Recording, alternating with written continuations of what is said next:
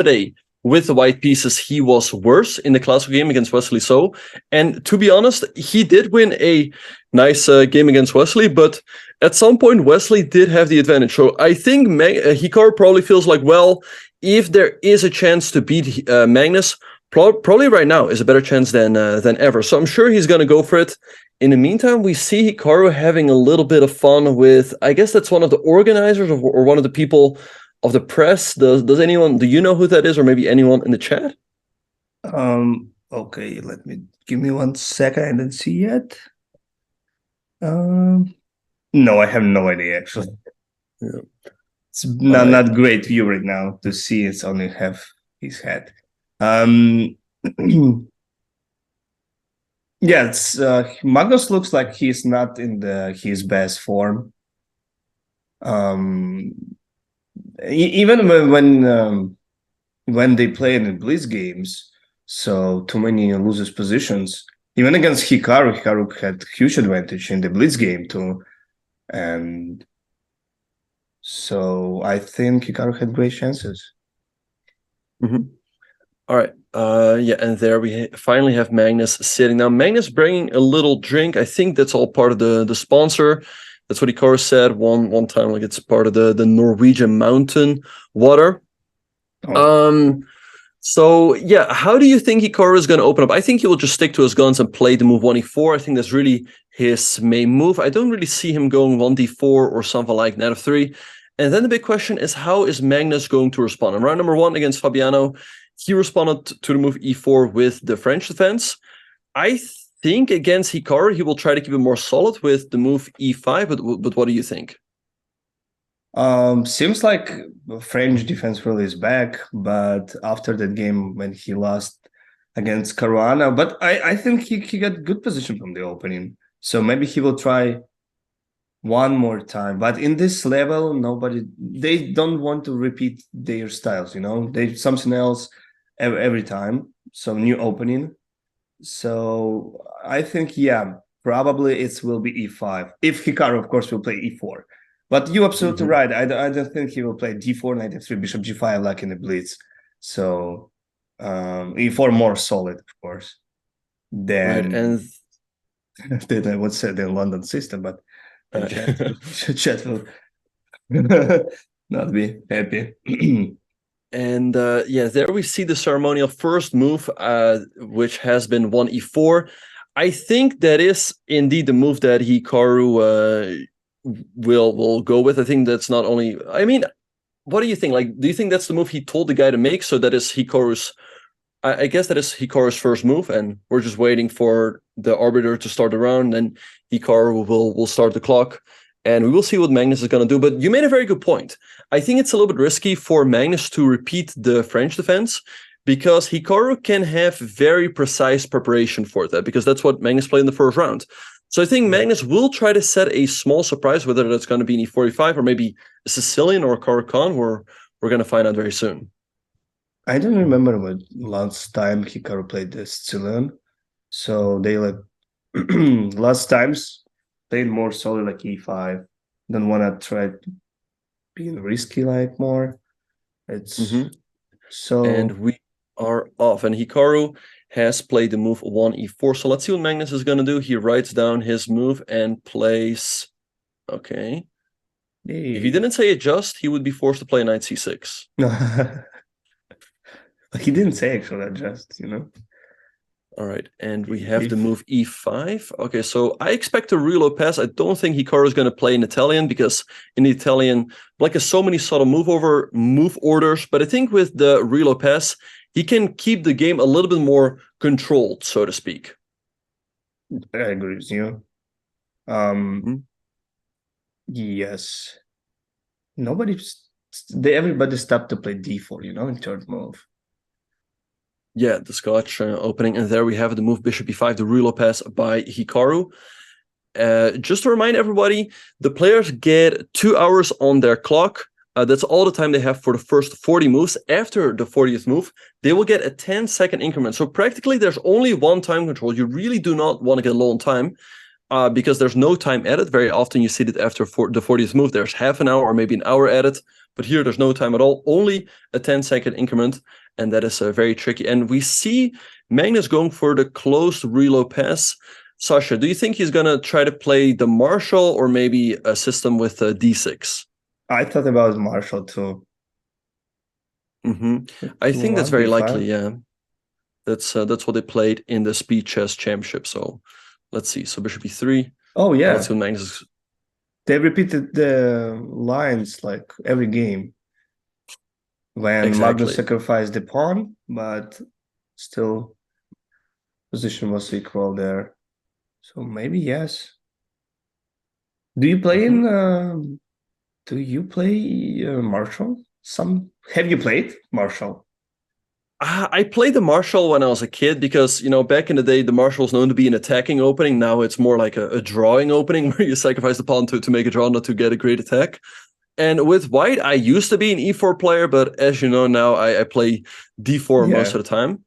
So let's see what Hikaru is going to do. I think he will play c3 and go into the Marshall, and there we have the move c3 on the board. And I think Magnus will stick to his guns and play the move d5. He can go back into the close Ruy Lopez with d5. Now we are in the Marshall. Black sacrifices a pawn.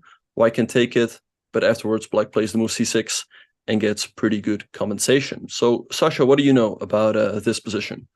Not much. I I tried to not get a Marshall when I play with white. So too many lines need to, prepare and know. I know some of them are like in 40 moves, and that's a lot for me. So I'm trying to play d3 or knight c3, some rare lines. But of course, in levels Hikaru and Magnus, you have to really play best moves, and you have to remember all these 57 moves. So exactly. I remember, like, when I was a kid too, we tried to play Marshalls for win, but like you already said, now it's more for making a draw than something else. Rook e1, okay. This main line, yeah. So we have the move bishop f5 by Magnus. I remember in one of their Champions Chess Tour matches, I think he might have played the move queen h4. Now the idea behind the move d3 instead of the move d4 looks a bit more logical, right? To put a pawn in the center. But here Black can play bishop d6, and the main move is queen h4, g3. And here after the move rook e4, that's the move white wants to play with the pawn on d3. Black plays the move g5 to stop the rook from coming to h4. And after takes, they have queen f5 with a double attack on the rook and the bishop. But that is really the point behind the move d3.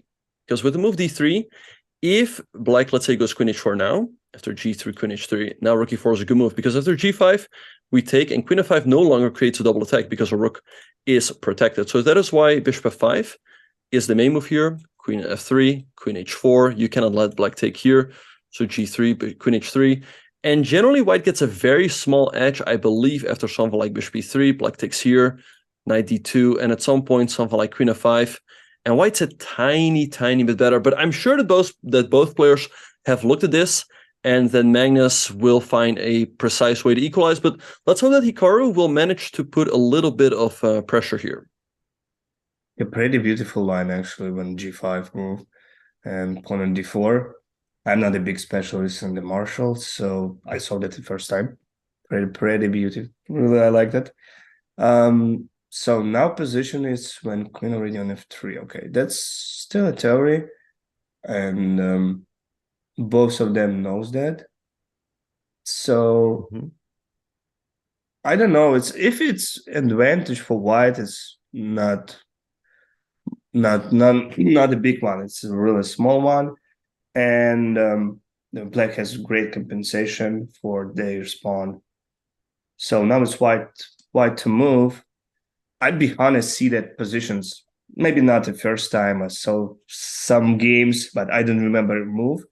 So seems like for me, maybe knight d2, and I'm going to go to knight e4 if I'm not blundering anything.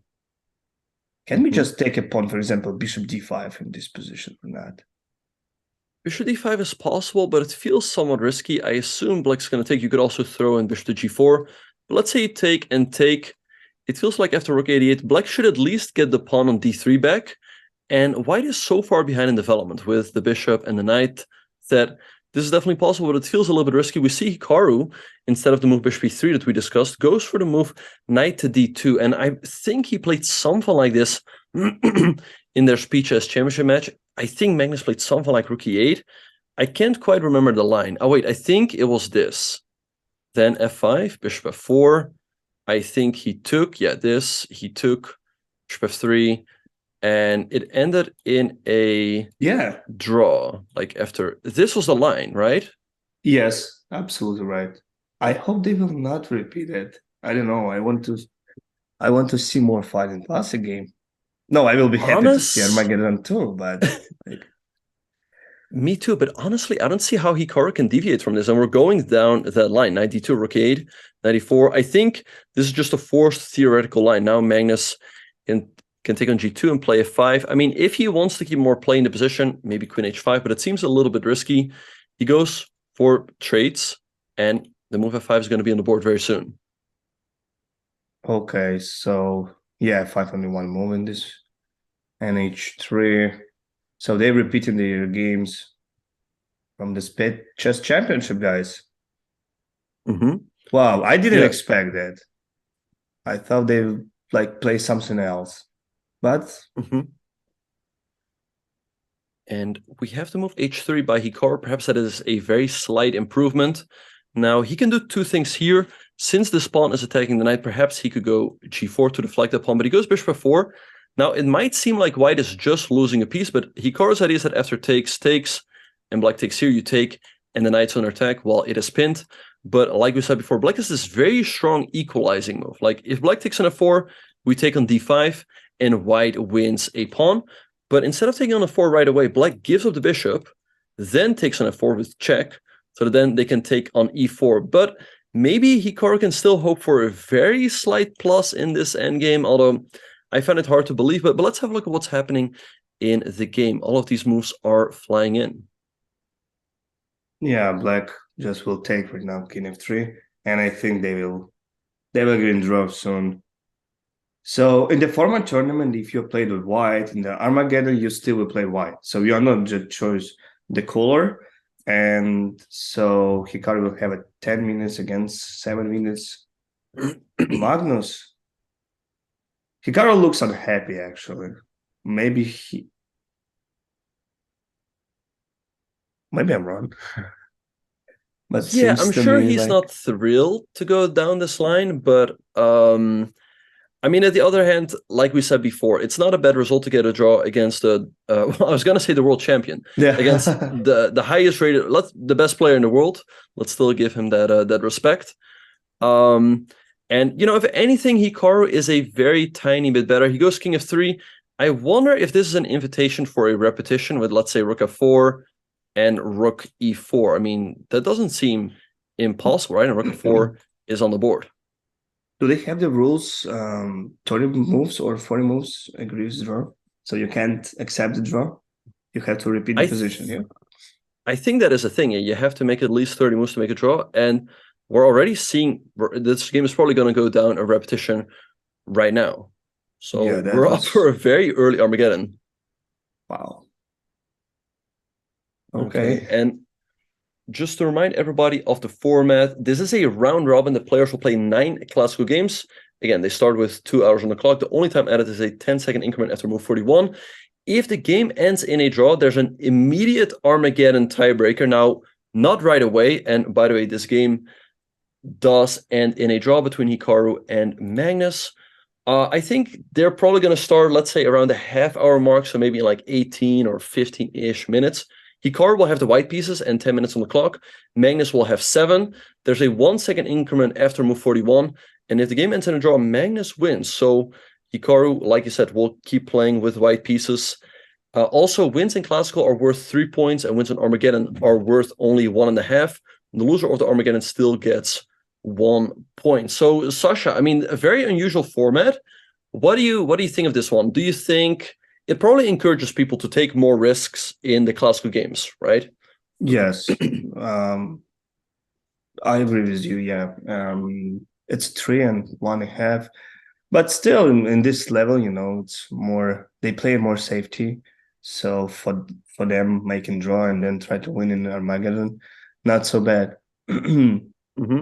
Yeah, we get a challenge. We get a question from someone in the chat. Hikaru is going to play black. No, Hikaru will play with the white pieces. So he's going to have to cook up something completely different. I mean, he cannot make a draw because then he loses the Armageddon. I'm very curious to see what he is going to do. Sasha, what do you think? I mean, you've played plenty of Blitz against Hikaru online. Do you think he's going to play something like one knight f3? Do you think he's going to stick with one e4, or is he going to open up with one d4 perhaps? I think it will be something else than e4. So you are playing Armageddon, you have more time. It's much more sense if you're playing long game, like knight f3, b3. What Hikaru is a big specialist of that. And or even d4, knight f3, bishop g5. Not in the Armageddon, not look so bad. It's not in the classic, when. So I think it will not be e4. Maybe knight f3. But Magnus felt that position pretty well too. So I think everybody just waited that Armageddon. Mm-hmm. So Armageddon starts, I guess it's at 15 minutes around here, maybe a little bit more. So we can just switch the game, maybe look somebody else. So who's the leader now? Yeah. Now it's Caruana, leader. I believe it is Caruana. Yeah, he won one classical game and he won one Armageddon. So let's have a look at his game. He's playing the lowest seed in the tournament, Arjan Tari, with the white pieces. So I'm sure he's looking to strike. And Arjan was intending to play the Nims Indian. Fabiano avoids that. Arjan plays move d5. And here, pretty interesting. Fabiano decides to take on d5. I think the main reason why he decides to do that is that because in case of the move knight c3, Black has the move c5. And the semi-Tarrasch is very theoretical, very drawish. So by taking on d5 first, Fabiano avoids that option because after you take here, Black likes to go down this line with pawn takes d4. So he takes on d5 now goes knight c3, c6, queen is c2, stopping that bishop from coming to f5. And after g6, he goes bishop g5, bishop e7, e3. I've had some games here with the black pieces, and I always thought that Black is doing pretty all right after bishop f5, followed by knight bd7. But Fabiano is playing very quickly, so perhaps he has something prepared over here. I know. I'm just hitting you and looking this position. I've never played this for white, for black. It's this for me another world, absolutely. Right. But that's really popular now, and you have to know these lines, guys. But in the so I studied in the thousands and in 2002, 3 in that time we just read old books, and g6 looks pretty unusual when bishop and e7 because it's a weakness in g7. So if my coach saw that move, he said, Sasha, that's so bad, don't do that. But now in that times, when engine dominating, it's even g6 or h5 in some positions can be a best move. So right, and we have the moves bishop f5, bishop d3 on the board. So I think Arjan should just trade on d3, and that's what he's doing. And I'm sure that in case Fabiano recaptures, I think he's just going to play knight bd7, defend this knight on f6 so he can recapture this way. The one thing Fabiano could perhaps try is the move bishop h6 to make it difficult for Black to castle right away. And maybe if you castle right away to stop White from preventing you to do that, maybe Fabiano can cook up a quick kingside attack with something like h4, h5. I think this makes a lot of sense. In case Black stops it with h5, maybe something like knight e5 starts making sense, kind of in the style of your favorite Jobava London. Yeah, that's actually looks too scary for me, for Black. I don't know. Maybe engine will say its position is equal. That could be like an insane evil bar. but much more easier play for white than for black in type of these positions. Even like long castle, then f3, g4, you will just push in the king side. And for sure, in bullet, it's 100 of 100 games you will win. But like we know, classic games, it's absolutely different. Mm-hmm. Indeed, it is different, but it's especially a lot more difficult if you're facing Fabiano Caruana, who is still in his preparation, blitzing out every move. I mean, who knows how deeply he has this prepared? It could easily be until move 20, move 30. Who knows? So Arjan definitely under some pressure here. That's why he's taking his time. Because normally I would think he would make these moves very quickly in a blitz game, but he's wondering like, okay, what is Fabiano prepared? How can I maybe try to avoid his preparation? What are the most precise moves? I think he should just play the move knight bd7. It looks very solid. And then I do think that Fabiano will try to be a little bit sneaky with the move bishop h6, preventing him from castling. But it really shouldn't be a big deal. I mean, maybe something like knight g4, attacking the bishop. Bishop, I mean, it can go forward, but it looks like it's only getting itself a little bit trapped. And after bishop 4 castles, although, here again, you could consider the move h4. Maybe first h3, then h4. Let's see, h3 and h4. Right, so, I mean, maybe something like that, h5. I think black should be doing fine here. I don't think they have to be too worried about the move pawn h5 just yet. Maybe something like rook e8. And after h5, I assume that, well, again, I'm sure I know that you would just go for this in bullet, but does this work in a classical Definitely, game? yes. But still, even in classic game, looks not safety for black, even in this reduction. Maybe we had to include long castle first, so and then queen f5. But I don't like these positions for black because I have no idea what need to do for black. Like maybe I have to switch on the queen side and play there quickly b5 b4, or I have to just hold my positions on the king side, right? The fade knight e6. That's really hard to recognize what you have to do. So usually when you have a choice like that, you are making a mistake. But of course, in level like Tari and you have to take this risk if you want to get a great position. Right, So now it's not on the board. Wait, well, it's real position right now, or we analyze that? What's the real position? The current position he's still after thinking, yeah. He's still thinking, yeah. Again, I think it makes a lot of sense to go here, delay kingside castling. I mean, you could also consider going queenside castling, but I think what Fabiano is probably going to do is he's going to wait for Arjan to castle on one side of the board, and then he's going to castle on the other side. Like, let's say Arjan goes, let's say, knight b7.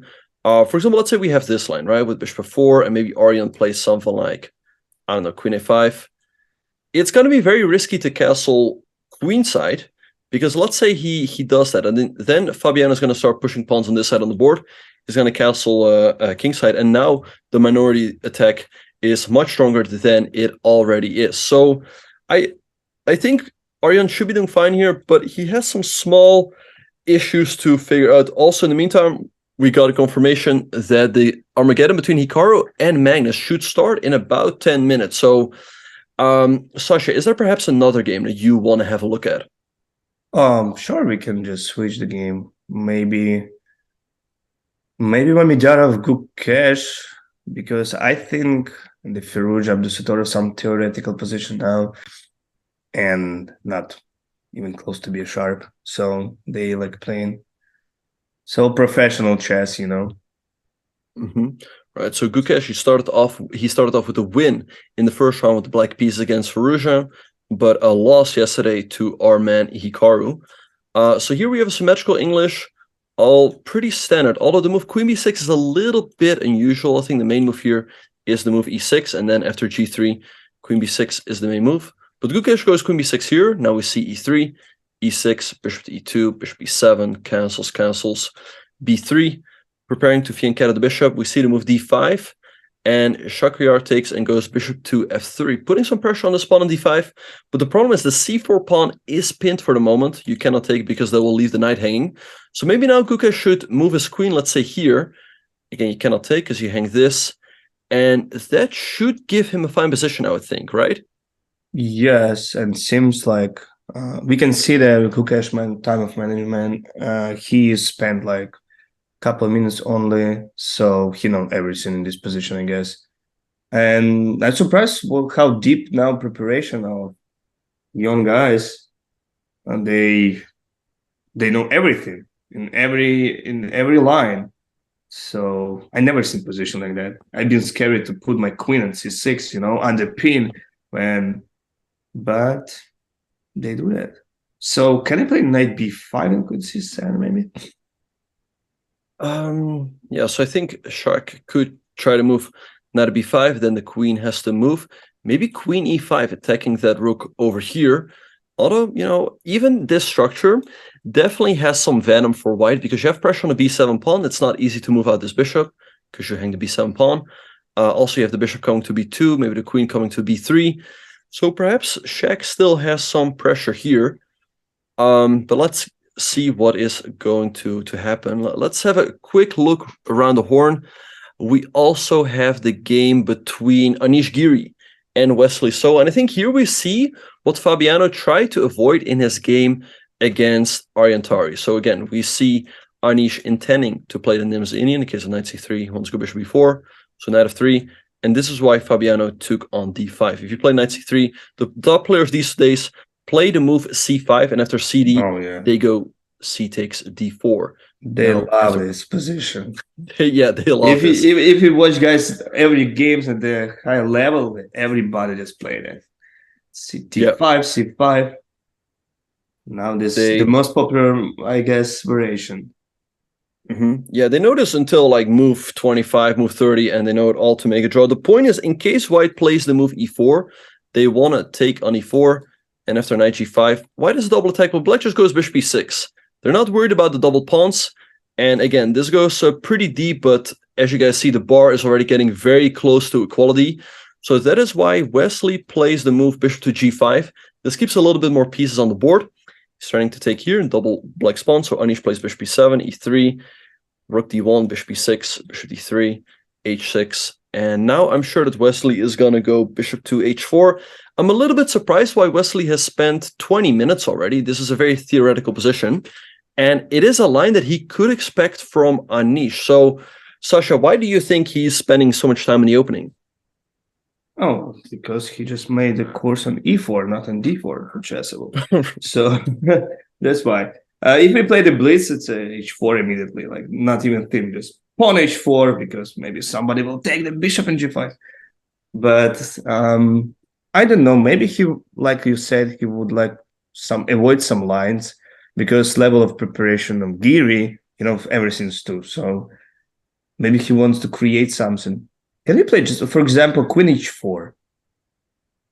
I was thinking about it as well, but it's not insane, because in case you take, you recapture, you want to go here. But is it actually a real threat? Like if you check the black king steps over, I don't really see a follow-up, and maybe you can create the f8 square for the rook. And so queen h4 is a move, but I think Wesley is just going to keep it solid with bishop h4. I mean, again, maybe in a bullet game, but I think especially in classical, Wesley is not really the type of guy to go all out and sacrifice a piece there. And by the way, guys, I think with this draw, Hikaru moves up to number 3 in the world standings. Before today's game, he was tied with Fabiano for number 4 and 0.4 points behind Ding. But with this draw, he gains, 1 point. So right now he's number 3, right behind Ali Reza and Magnus. So Sasha, what do you think? Do you think he will maybe even move up to number 2 in this tournament? I think yes. I watched the games, so seems like Hikaru in the good form in the classic chess. So he had great chances to do that. What's the difference between them? And it depends on Firouzja's games too. Like he won the previous game against Mamedyarov. I know probably chat already knows that Mamedyarov lost in flag, but position was losing, of course. Oh, it's only 5 points. Yeah, it's possible. It's definitely possible. Only a 5-point difference with Firouzja. And I'm wondering, like, I don't know the regulations by heart, but I'm sure that for the candidates there is a rating spot up for grabs, right? Or is it all determined in, let's say, the Grand Swiss, the Grand Prix, and all of those tournaments? Maybe someone in the chat or one of the mods can tell us. But if that is the case, if there's a rating spot, then Hikaru would have very good chances to qualify for the candidates by rating as well. Yeah, that's pretty cool. If, of course, Magnus will not play. Oh, wait. I don't think Magnus will play in the candidates tournament. I think it's very unlikely. I mean, he said, I think he even said it's less than 1%. So that tells you everything you need to know. But he will play the World Cup, I guess, because that's probably one tournament he never won. It's World Cup. Yeah, I just looked it up. So the qualification method for the 2024 candidates tournament is there will be 8 players. So one player is already determined. That is the 2023 World Championship runner-up. That is Jan Nepomniachtchi. Then there will be the top 3 finishers in the Chess World Cup 2023. So the 2 finalists, and I guess there will be a match for 3rd place between the 2 losing semifinalists. Whoever wins that qualifies. But there could also be the chance that maybe someone like Magnus or Jan makes it into the final of the World Cup, and then another player moves ahead. The top 2 finishers of the FIDE Grand Swiss tournament on the Isle of Man, the winner of the 2023 FIDE circuit, and the highest rating for January 2024. So they will just take one list, which is a little bit surprising to me, right? What do you think of this, Sasha? Because before, they would take the average of, let's say, a year of lists, right? But now it's just one list. I think it's making sense, actually. And now it's rating, it's hard to explain. And so even right now, you can see that only Magnus is 2,800. Everybody just below him is 2,800. But remember that like 3 years ago, 4 years ago, was like 5 or 6 people over than 2,800. So I think it makes sense to give more spots when you won the tournament than just the rating. And we can see the position, and the West is so played Bishop H4. So and immediately Giri played the Queen A5, and now West is still thin. Have you played in the how this tournament called? Big Swiss? No, I haven't played the Grand Swiss. Grand Swiss. No, yeah. I unfortunately wasn't able to make it both in 2021 and in 2019. You haven't played either yet, right? But actually, I would like to play this year. Would you play if they would give you a wild card? Oh, sure. If wild card, yeah, I will go. Okay, awesome. And yeah, in the meantime, Anish blitzed out the move Queen A5. He's still in his preparation. Wesley plays the move Bishop to B1. The idea behind the move Queen A5 is that Black wants to go knight C6, and now this queen doesn't have a good square to go to. Like, let's say you go knight C6 here, the queen could still go to A4, but now Black would force a queen trade right away, which is why Wesley plays Bishop B1. Now he can meet knight C6 with either Queen D3 or Queen D2. And Giri plays a clever move. He plays the move Queen to A6, stopping Wesley from castling. And Sasha, we could have another repetition here with Bishop D3 and Bishop B1. I think Wesley will at least repeat once because he's behind on the clock. But do you think he's going to repeat twice? I mean, I would be surprised. Oh, me too, but it's possible, actually. We know both players, they actually like to make some quick draws. Right, yeah. And it's hard to understand what to do, yeah? Queen A6, can we play like something like G4? I mean, knight C6 is coming with... And Queen F4. I mean, it's not impossible. In the meantime, Hikaru and Magnus are sitting down. So let's go to the Armageddon real quick. It should pop up any second, I would think. I don't see it yet right now. But wait, something refreshed. Maybe it's no board. Let me refresh my browser. And we are off, and Hikaru plays the King's Gambit. Wow. Nobody expected for sure, including me too. Hey, Hikaru made a YouTube video on this recently. Sasha, do you think Magnus watched it? We will see right now. Wow. In this level, to see the King's Gambit, that's wow. I don't know. Look at me. I'm just surprised. And I'm so happy. I'm sure that Hikaru has done some preparation with Lil Jon, and we see the move g5 by Magnus, which is the critical move. d6 takes and bishop e7, I think is how this line goes.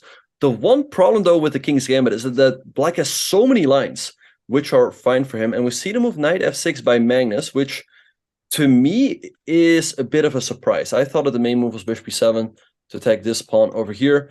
But let's see if Hikaru is still in book. I'm sure that he's looked at this with Lil Jon. Do you remember the probably last one in the high level? It was Nepomniachtchi against Firouzja, when actually Nepomniachtchi won really quick game in the King's Gambit. Yeah, so I was gonna say Nepomniachtchi actually made a course on it on Chessable. And I think Fabiano said in an interview that, you just don't expect the King's Gambit. You just don't expect it. Like, whenever it hits you, it always comes as a surprise. But he did feel like you can play the King's Gambit in Blitz, maybe in Rapid, but he feels like it's too much in Classical. Because even in Classical, if you're taken by surprise, you will figure something out. And to be honest, it's a little bit disappointing that right now Hikaru is thinking. Yes, because I think it's something new. I never seen this line, or it's still a book. I don't know. Knight c3 looks logical move. Then put knight on d5 maybe. Oh, queen f3 too is knight d4. It's a queen f2. Queen f2 defending this over here. Yes. Someone asked in the chat, who is Lil Jon? That is Hikaru's second.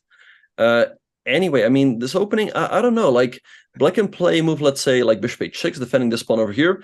And I'm not a big fan of playing knight c3, because after knight d4, you can never get rid of this knight on d4. Like, let's say play a move like c6. How are you going to develop? Bishop e3 is not a move.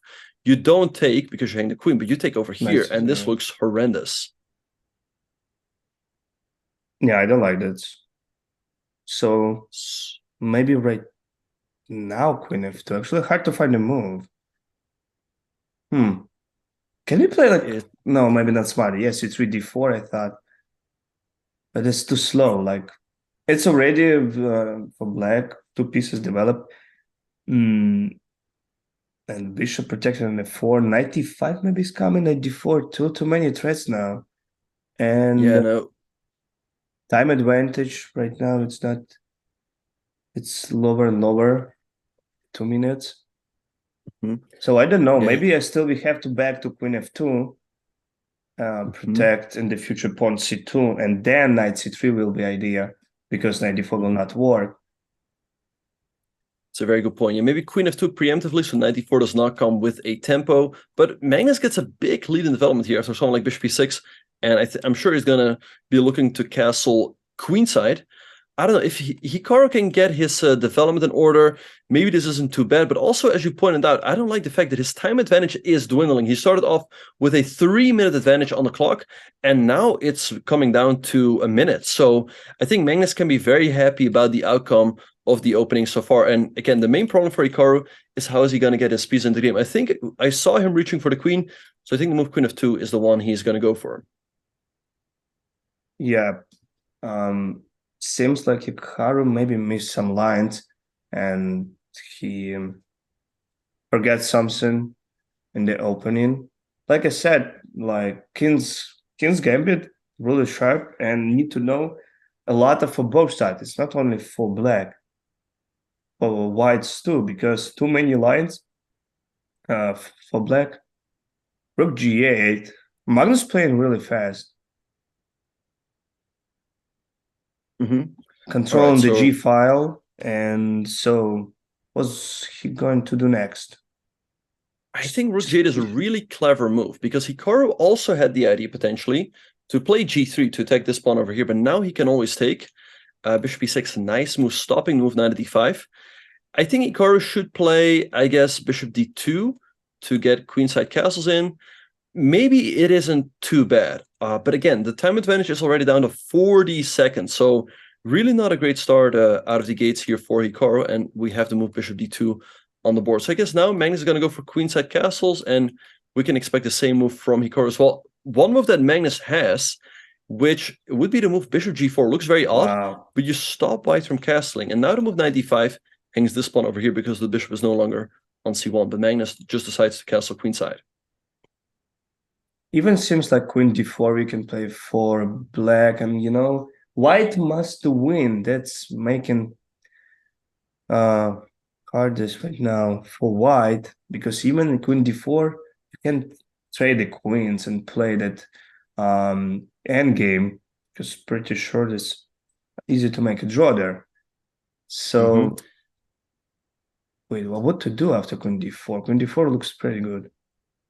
24 indeed does look like a good move. We have a question from Leonard in the chat. He's asking, do they get an increment ever? Yes, the players will get a 1 second increment starting from move 40. I think if it comes down to those final seconds on the clock, Hikaru definitely has a slight edge over Magnus. He has just a little bit more experience in Title Tuesdays and whatnot, but we're still very far from that. I mean, they're only on move 14. I think a very understandable decision by Hikaru, keeping the queens on the board. So now let's see how Magnus is going to organize his pieces. I think it makes a lot of sense to move this queen from the d4 square and put the knight on d4, or break with the move d5. The main problem for Hikaru right now is to complete his development, because you cannot move the bishop, you hang the pawn on g2.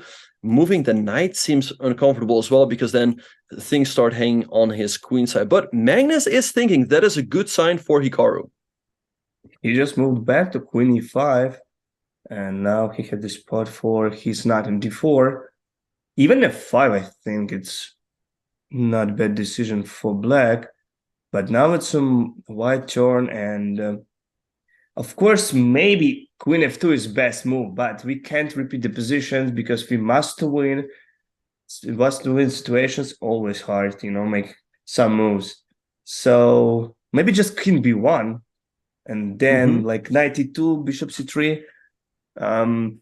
Try to play as long as possible and make the time trouble for black. Like we know, on time pressure, people making mistakes. He plays the move knight to e2, and I don't know, I like the move that you suggested. Just play king b1 quickly, keep the tension, but the move knight e2, perhaps now Magnus can strike in the center d5, with the move d5, now that the knight has moved away. I mean, Hikaru, bishop c3 allows f3 check and all those types of things. Magnus plays the move f5, which looks like a mistake, but the one thing I don't like is that this pawn is always, although, can you maybe throw something in like g3? I feel like Magnus should be fine here, but again, 1 minute is quite significant. Magnus would need to make another 25 moves to get that 1 second increment on the clock. Yeah, g3, pretty good move. Bishop and d2 making pin to pawn f4, and now actually I like it. Hikaru is fighting back. And Sasha, maybe you can tell us something about how resourceful Hikaru is when he's in a lost position, even in blitz. Like, what is your experience? That's why I started so smiling, like, because somebody in chat just wrote message saying, nobody knows, like, Bortnik knows how Hikaru tricking bullet. Nobody knows better than GM Bortnik how strong Hikaru is in bullet. Yes, not only in bullet, guys. In blitz too. I think in all my last games against Hikaru, even with 3 free pawns in the board, I just lost without any fight. So yeah, Hikaru really resourceable. He just finding every move, and when even in time trouble. So, but don't forget Magnus too. Actually, they two people who absolutely on the different level in the blitz, even in classic too. So that's why we so interesting to watch them. So queen f5, can we play like? Wait, I thought I would like to say knight g3, but it's like seems like I blunder something, but I can recognize what exactly I'm blundering. We have the move knight g3 on the board. Perhaps Magnus can just move his queen, and in case you just take an f4, and I think black should be doing, if anything, black is better. So this is not quite what Hikaru needs. It's very difficult to see, first of all, how exactly you equalize, but how you create chances here with white. And we see the move Queen f7 by Magnus. Magnus was a little bit slow earlier on, but he really can speed up because his instincts are probably better than anyone's in the world. So let's see what Hikaru is going to do here. Again, the time advantage is down to 30 or 25 seconds, but I think he just needs to take this pawn over here. I was going to say you can play f5, but Yes. that potentially hangs this pawn. But this could lead to an imbalance if you get these pawns in the center. I like f5 actually. Because they have a below than 3 minutes. Oh, but this looks like a great move by Magnus. Oh, Queen a2. Oh my god, I didn't see that.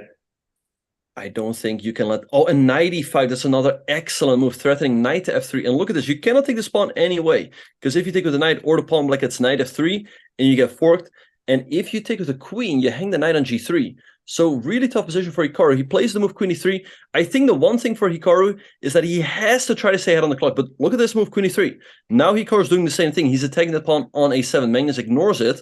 I think he can't quite take because black just goes here, attacks the rook, and creates this little square for his rook. So I think, or for his queen. I think Hikaru just has to recapture. Wow, Magnus showing us really, really good chess right now. He's showing a beautiful move and spending really just seconds for that. And now already Hikaru in time trouble, so he even less than Magnus. Wow. Magnus demonstrated excellent chess now. But Hikaru still have chances. Maybe the bishop d3 to take, Its position still complicated. So we can see evil bar to show the Magnus is better. But in this type of positions, really hard to find the move.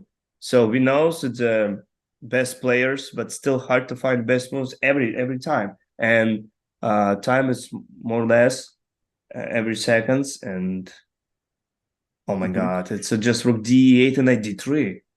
Exactly. And in the meantime, we had some moves after e takes d3. Hikaru decided to take with the pawn. After bishop c6, he blocked with a knight. Now, if you take here, you run into bishop h3. So we had king b8 by Magnus, bishop h3, and rook c1. But wait, knight d3? Is he banking on rook c6? But not sure if that works. Magnus goes bishop d5, attacking this pawn and keeping this tactic in the position. And what does Hikaru do here? I think you have to give up this pawn. That was knight d2, rook c6. Is some like rook e4, queen e4, rook g1? Or no? I guess something. Let's look real quick. Knight b4. It's knight b. Oh, knight b4. Yeah, rook e4. Yeah, it's king c2 even there. Sorry. Very difficult to see in a blitz game. I think bishop d5 is a good move. Rook e2. Hikaru gives up the pawn. He has to be lost here, but can Magnus finish it off? Maybe some. That is good practical chance, Yes, you sacrifice the pawn, but position still complicated. And now king knight g5, knight e6 maybe. But wow, what's the technique by Magnus? Magnus just showing all best moves. Queen b5, excellent move, putting pressure on the pawn on d3 and threatening some stuff along the a file. It's looking tough for Hikaru. I don't see how he can keep it together here.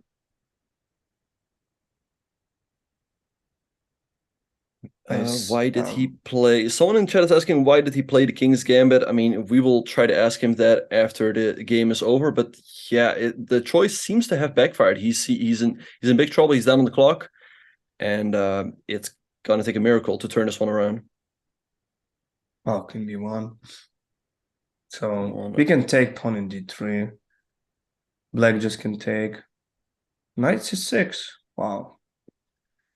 I can't guess the Magnus moves. Like he making some unusual decisions, but it's only maybe for me. I don't know. Queen c3 on the board. I mean, I assume queen a4, threatening checkmate over here. Magnus plants his bishop on b3.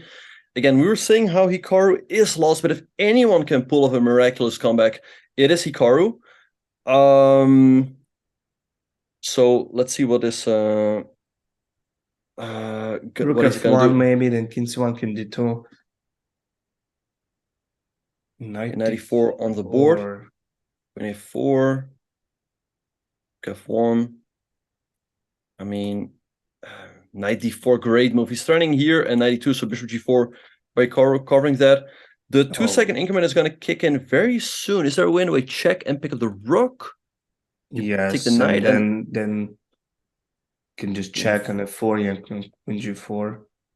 or maybe bishop d3 is winning as well. There, Magnus is really spoiled for choice here. The increment is going to kick in very, very soon, and bishop d3 finds every move. I mean, if you take queen f4, and it's just over. Just wow. Okay. You can say Hikaru's played bad game. No, just Magnus played. Wow. I think, if I'm being very honest, I think it's the opening choice. Yeah. I think the King's Gambit is way too risky at this level.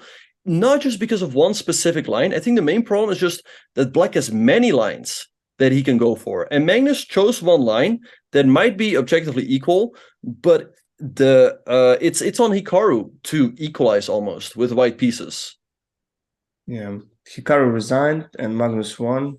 So I can just say only congratulations. But by Magnus, who played good, really pretty well game with Black. But and that's why maybe White should to play in Classic a little bit longer, some maybe different line, because Armageddon is very hard to play when you have to win with White. So that's maybe why Hikaru choose the King's Gambit, because in their level they know everything, all safety lines. So hard to even choose the opening, Okay, so let's see some other games. Yeah, so very unfortunate loss for Hikaru. We hope to be able to get him for an interview later, but yeah, it did backfire. I mean, I'm a little bit surprised. Hikaru did play the King's Gambit a while ago against Fabiano in the last round of Title Tuesday, and it also didn't really work out. And but yeah, I mean, it's really not. It's of course not the way we wanted things to go, but it's not the end of the world. The difference is only half a point, although the difference could be a point, right? I mean, the difference between beating Magnus and losing to Magnus in the Armageddon compared to Magnus is a point, right? I mean, instead of having a point more than Magnus, now he has half a point less. But let's have a look at some of the other games. I think all of the other games are still going to take a while. In the meantime, Wesley declined that repetition, and he played the move Queen d3, offering the trade of queens. But Anish is still blitzing out moves and plays the move Knight h5, an excellent move. He wants to get rid of this bishop, but also opening up the f6 square for his own bishop. And I mean, I think Anish has all of this covered. He's super well prepared. I think he's even still in his preparation, so I think he will probably get there. Yeah, I like we have a pressure on the d pawn of Black on d5. So maybe it's a bishop c2, bishop b3. Just put it in b3 and make more pressure to pawn. I even don't understand what to do after bishop c2. How can we protect? For example, bishop c2, rook fd8. I'm just playing bishop to b3. I like the white position, but we can see the time management, and like Giri spent only 6 minutes. So probably he knows everything in this position. It means the position is equal. But chat, position is equal doesn't mean it's draw. Equal, it's still not a draw. And we will go like bishop c2, maybe even a g4 somewhere there. Wow. It's not looks good for Black, but it's more engine chess. Not human. Yeah, so let's see. So this game, not the most exciting so far. Let's have a look at Fabiano's game, because we did expect some excitement earlier on, and that's what happened. Tari decided to castle. Now Fabiano traded. I think this is why it would have made sense to play knight d7. So in case white takes, you can recapture with the knight. But Arjan castled. Now Fabiano took and played the move h4. Kind of what we expected, to go for a very direct attack. And already here, we see how difficult it is at the top level. Black apparently only, according to the engine I have here, the only move to equalize is to play the move queen to d6. But even this is going to continue with g4, with h5 and g4. I wonder why the move h5 is not good from Black. I don't see a direct reason. Like g4 This doesn't work, right? I think this is too. Oh, wait. Maybe. It's looks pretty scary actually. That's what we talk about, yeah? It's like Engine said his position is equal, but when you start to think of this position, you don't like any moves by your opponent. So he just pushed on the pawn h4, long castle, then g4, and you can stop that. You even don't know what to do. So it's really, for me, it's opening choice kind of weird against Caruana, who like this type of positions. For him, he filled it pretty well, and even right now, knight h2 looks interesting. But even Right. here, I don't know what to do for black. Can I play queen d7? You will just run long castle wide. I don't know. The still position is really hard to understand. But now, um, in the current positions, I think Caruana had a huge advantage, and seems like he just going to win the game. All right. So after h4, Aryan just played the move knight a6, and after h5, he played the move c5. But I don't know. I mean, it looks really dangerous for black. I think Fabiano is just going to take, and then he's going to think. I mean, Aryan could consider taking with the f pawn, so you can also delay this capture over here. By the way, we got confirmation that we will probably have Hikaru for an interview later on. Hopefully, that will be soon. Of course, he's not happy, but he's a man of the people. Whether he wins or he loses, he will still show up. I see that the Chess.com broadcast has Magnus for an interview, so I don't know if there's any chance we would be able to pull him up. Would be interesting to hear his yeah, really interesting to thoughts as ask well. him about opening choice. Yeah, why King's Gambit? Because I was, not only me, I guess everyone was surprised on that opening choice. But yeah, um, so it's in these positions already happened, like HG, and seems to me like black in huge trouble. Mm-hmm. And some So people in the chat are.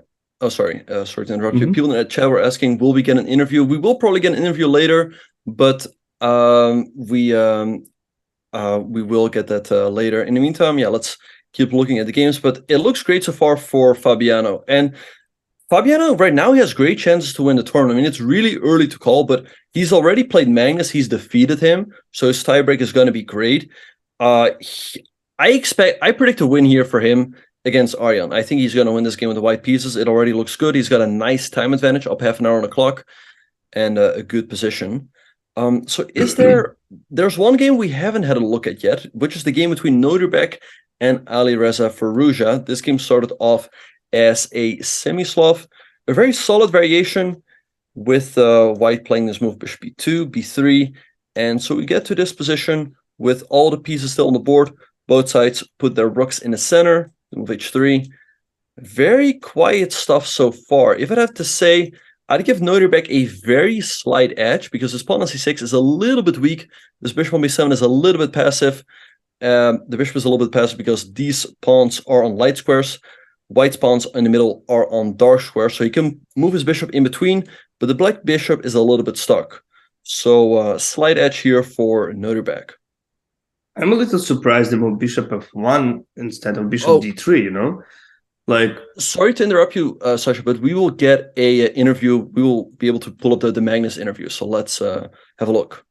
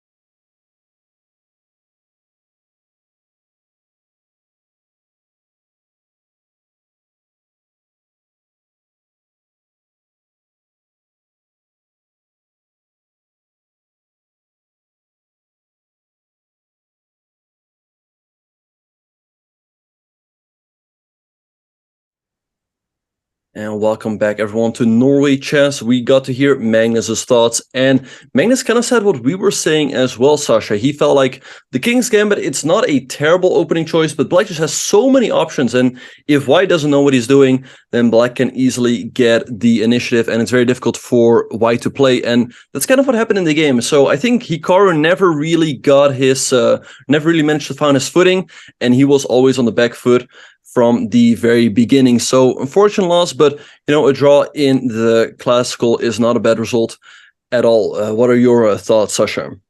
Yeah, he's still in this fight, so he's 5 points. He's in top 3 right now. Yeah, it happens like when you play against Magnus. But it's not a big strategy, so it's only round third, and he didn't lose in classic, like you said, and he already won game 1 in classic, so he got a +3. So even after that, Magnus behind the Hikaru. So yeah, and tomorrow, how I know, it will be rest day, and so you can make some preparation, some rest, and then move back and show everyone your power. So we can see right now the game Abdusatoro against Firouzja, and I would like to say I really like that position as White. So Rook B1 looks pretty strong move. Before is a threat, and then Rook B3, just trap the queen. So maybe A5. Wait, can I play? Wait, what? Oh, B5. I'm not losing yet. Okay. So yeah, Black is not lost here if you allow B4, but B5 is quite a bad strategical mistake, because then let's have to Rook B3 and A4. Feels like Black's position is collapsing. So I think what you said makes a lot of sense, maybe to play the move A5. And yeah, like you said, Hikaru, right now he's actually leading the tournament, but of course there's still 4 more games going on. If Fabiano wins his game, he will overtake Hikaru in the standings. If Noderbek wins his game, he will overtake him. And this is kind of what has interesting. The thing is that it's basically like a soccer system, right? Where a win gets you 3 points, a draw gets you 1.5 or 1. So if you win a couple of classical games in a row, you can really jump up the standings very quickly. Which makes this tournament super interesting. And in the meantime, we have to move A5 by Firouzja. I think it's already happened once when Magnus in the end won 3 or 4 games and he won the tournament, but he was like in the middle. So right, yeah, possible everything. And with this system, have you played before in this system? I've never played a system that is different from the traditional formats. I've always just a win is 1 point. I've never had like a soccer scoring system, and Magnus, like you said, he's definitely behind. Although he still has to play the low scene in the tournament. Tari, maybe he can pick up a win there. That being said, Magnus still has quite a few Black games, so it will not be easy for the world champion to come back. But hey, if anyone can do it, it is Magnus. And let's actually also have a look what is happening in some of the other games. This game between Shahryar and Gukesh, we have a couple more moves. Gukesh played the move queen to c7. Now again, you cannot take the pawn on d5 because you hang your knight. So knight b5, queen d7. Again, you cannot take the pawn because you hang your knight. So bishop b2, and we get this structure, which might look better for Black at first glance because his pawn on c4 is weak, but it's difficult to develop your queen side. So let's see how Gukesh is going to treat this position. Yeah, maybe we can go like e5, 4, block that bishop. So it's always hard to recognize what I have to do. Do I have to trade queens or I have to leave them in the board? So I mean like e5, for example, knight b3. So have I just traded or just move queen c7? I can say that's my type of position. This more seems like you like that, Benjamin. Right. But for me, some like sacrificing, like I'm not like a Caruana position. That's I love it. Yeah. But it seems like e5 looks pretty strong, and then maybe not pushing pawn to e4. because somehow maybe I will take it bishop f6. Not immediately because my rook will hand in, but like e5 knight b3 queen c7. Can I play this Right, yeah. c5? So, I like the move e5, putting the pawn in the center, then you move your queen over, and then your bishop gets a nice square to develop to e6. And to be honest, I'm starting to prefer black's position already a little bit, but we get a very interesting question in the chat by one of our mods. Wandering Bishop is asking, how would you guys play if you had to sit across from the goat with white and force a win against the guy who can take a draw? What would you do? I will start off first. If I had the white piece against Magnus in an Armageddon, of course, a very tough situation, but I would try to somehow keep pieces on the board, so I would steer away from theory. I guess maybe something that Hikaru often plays, like something like knight f3, and e3 followed by b3, things like that. At least try to think of something to keep pieces on the board. Sasha, what would you do? That's what we actually expected with you, but when we discussed like knight f3, b3, he will play. We was absolutely surprised at the King's Gambit. I think you're absolutely right. You have more time, and you have to play the long chess, I think. So and yeah, it's actually his style, like play knight f3, b3. But again, we have opposite side because Magnus expected from Hikaru, and he made the preparation. So this really hard. And it's absolutely individual by everyone. And because Magnus felt that he played a lot of games against Hikaru and he knows him and how to do some. Like you have to surprise your opponent every time. That's why Hikaru played King's Gambit. I can't say that's so bad choice. I think maybe it's not even because no one in this level, repeat King's Gambit. They just not. So maybe it's even smart. By the way, we can see him like he didn't play e5. He moved queen c7 immediately. Now, what actually makes sense too. And now e5, so nothing changed. I still definitely do like the move e5, kicking the knight away in the center and grabbing some more space, and then bishop e6 and bishop f5. But I think you make a very good point. You have to try to somehow surprise your opponent. Like you said, the King's Gambit, nobody expected that, probably also not Magnus. He was thinking for a little bit, but the thing with Magnus is that he seems like he knows everything. He's like, oh yeah, of course, I played a game here against Fedorov 20 years ago when I secured my last GM norm, and he just blitzes out the move. So that is the thing that really probably puts Magnus ahead of everyone else in the world. He knows everything of every line in every position, even the King's Gambit. Whereas most players would be taken by surprise. But so it's difficult to. I don't think we can really call it an objective mistake that he played the King's Gambit. It just didn't work out this time against another player on another occasion. It might have worked out, but unfortunately today things didn't go his way. But he's still doing well in the tournament. There's still many more rounds to play. And wait, someone's asking in the chat. Wait, he had. I don't know. I don't know about that. I'm sure he had time to prepare, but maybe we will be able to get him for an interview later. And yeah, Sasha, maybe we can have a look again at that game between Fabiano and Arjan, because that is definitely the most exciting game of today. And seems the most interesting for chat, and because it's more dynamic position, it's not boring. And when you just have to move somewhere pieces, transport them, it's hard to understand for beginners. Here, it's too simple. Your queen under attack, you have to go. That's it. But you need to find a position where you have to go. When I just seen first time move knight b4, immediately I want to put back my queen to b1.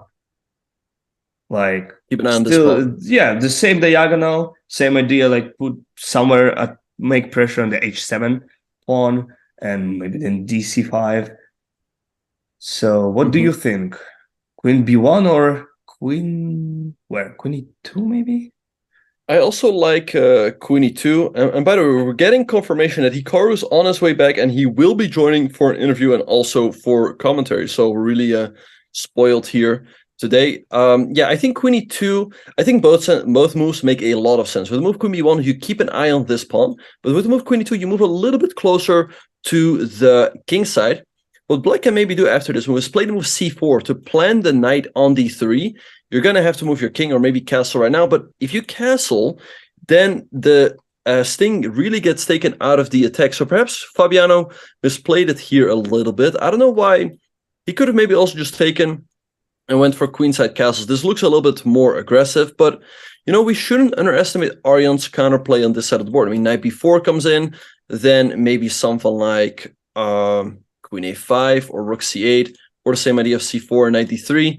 But now it's not easy to see how Fabiano is going to continue. Maybe he should play a move like queen e2 and meet c4 with the move king f1. You can always go g3, king g2, and that way you keep your rook on the h file. Definitely, yes. It makes sense. Put your king to g2. That's why actually he played the rook d1 instead of the long castle, because he thought probably it's more safety place for king, because it's under 3 pawns. e3 f2 g2. It seems like a castle now in this position. So I'm still like positions whites, but you're absolutely right. Why not to take hg? You could take that, but still hard to understand what need to do for black. Maybe you have to just put back your bishop to g7, and can you play like e4 after bishop g7? Maybe in the center. Yeah, e4 definitely is a move. It feels I think that definitely something to consider. And to soften up this a3 pawn. idea too. Like after A3. e4, maybe e4 first, and then a3. I don't know. Sometimes I'm happy I'm not playing there. when you're just watching, you can do maybe that, maybe something else. But when you're playing, you have to choose, and if I choose every time I make a mistake, every time. When you have two good lines, I'm just wrong way. Yeah. Yeah. This it's only your first time, commentating on this channel, but you're already starting to appreciate the role of the commentator. No pressure on us. We're just here watching the games. If that's a mistake, well, hey, those are not our pieces. But it definitely feels like the pressure is on Arjan. I like Fabiano's position. I think the e4 push is definitely an idea in case Arjan recaptures with the pawn. Like, let's say with the f pawn. If you go, let's say rook e8, and you take, and black recaptures with the f pawn, I like to move e4. Because if you take, now this comes with a check. This looks really dangerous. And if you don't take, well, this pawn probably gets pushed to e5. You get some space on that side of the board. If you take with the h pawn, I don't think you're necessarily getting checkmated right away, but I think you're just going to face a very slow attack. Like, let's say g3, king g2, you double up the rooks, and white's initiative on the king side is just never really going away. So some tough choices ahead for Arjan Tari, and he's already down 22 minutes on the clock. 1 hour and 10 minutes really seems like a lot of time, but it can quickly disappear, and then there will only be a 10-second increment. So not an easy spot that Arjan finds himself in right now. Do they have increment in the tournament and the classic? After the 40th move, there will be a 10-second increment. Okay. But for the first 40 moves, like if you're low on time, you're really racing against the clock. Wow. Last time when I played without increment, I don't know, it was many years ago, and still in the mechanic chess clock. Yeah, it's a long time ago. Yeah, I remember probably the same thing for you. When you were a kid, you probably also played with wooden clocks. Yeah. No increment, nothing like that, and actual flags. Yes. So if you would lose, if your time would run out, someone would say flag, right? Yeah, then we counted after that. It's when flag was going up, and then you couldn't understand what time exactly you have, and after the game it's already checkmated, and you counted 1, 2, 3. Oh my God, he had 3 seconds left. Like that was so fun to play, and we played usually 2 hours without any of increment before we got the electronic devices. Yeah. No, I can imagine. Like, I think back in the day, in those, I think even in the world, like there are those videos between those world championship matches between Karpov and Kasparov, where they would play with those wooden clocks. So you had no idea how much time you would have. But in the meantime, thanks Drake Candy for the 3 months. But yeah, I was going to point out, even in classical, they had those clocks. You would have no idea how much time you would have in your clock. So you just, if you see your flag hanging, you just start banging out moves and hope that you don't lose on time. But yeah, that is why today, you guys, even though there's no actual flags anymore, but when someone loses on time, or that's where the word flagging comes from. Yeah, that was actually really fun to watch because nobody understood it and they pushed them. Wow, I remember in our clubs, chess clubs, we played it. Oh, by the way, Caruana played Queen E2. Mm-hmm. So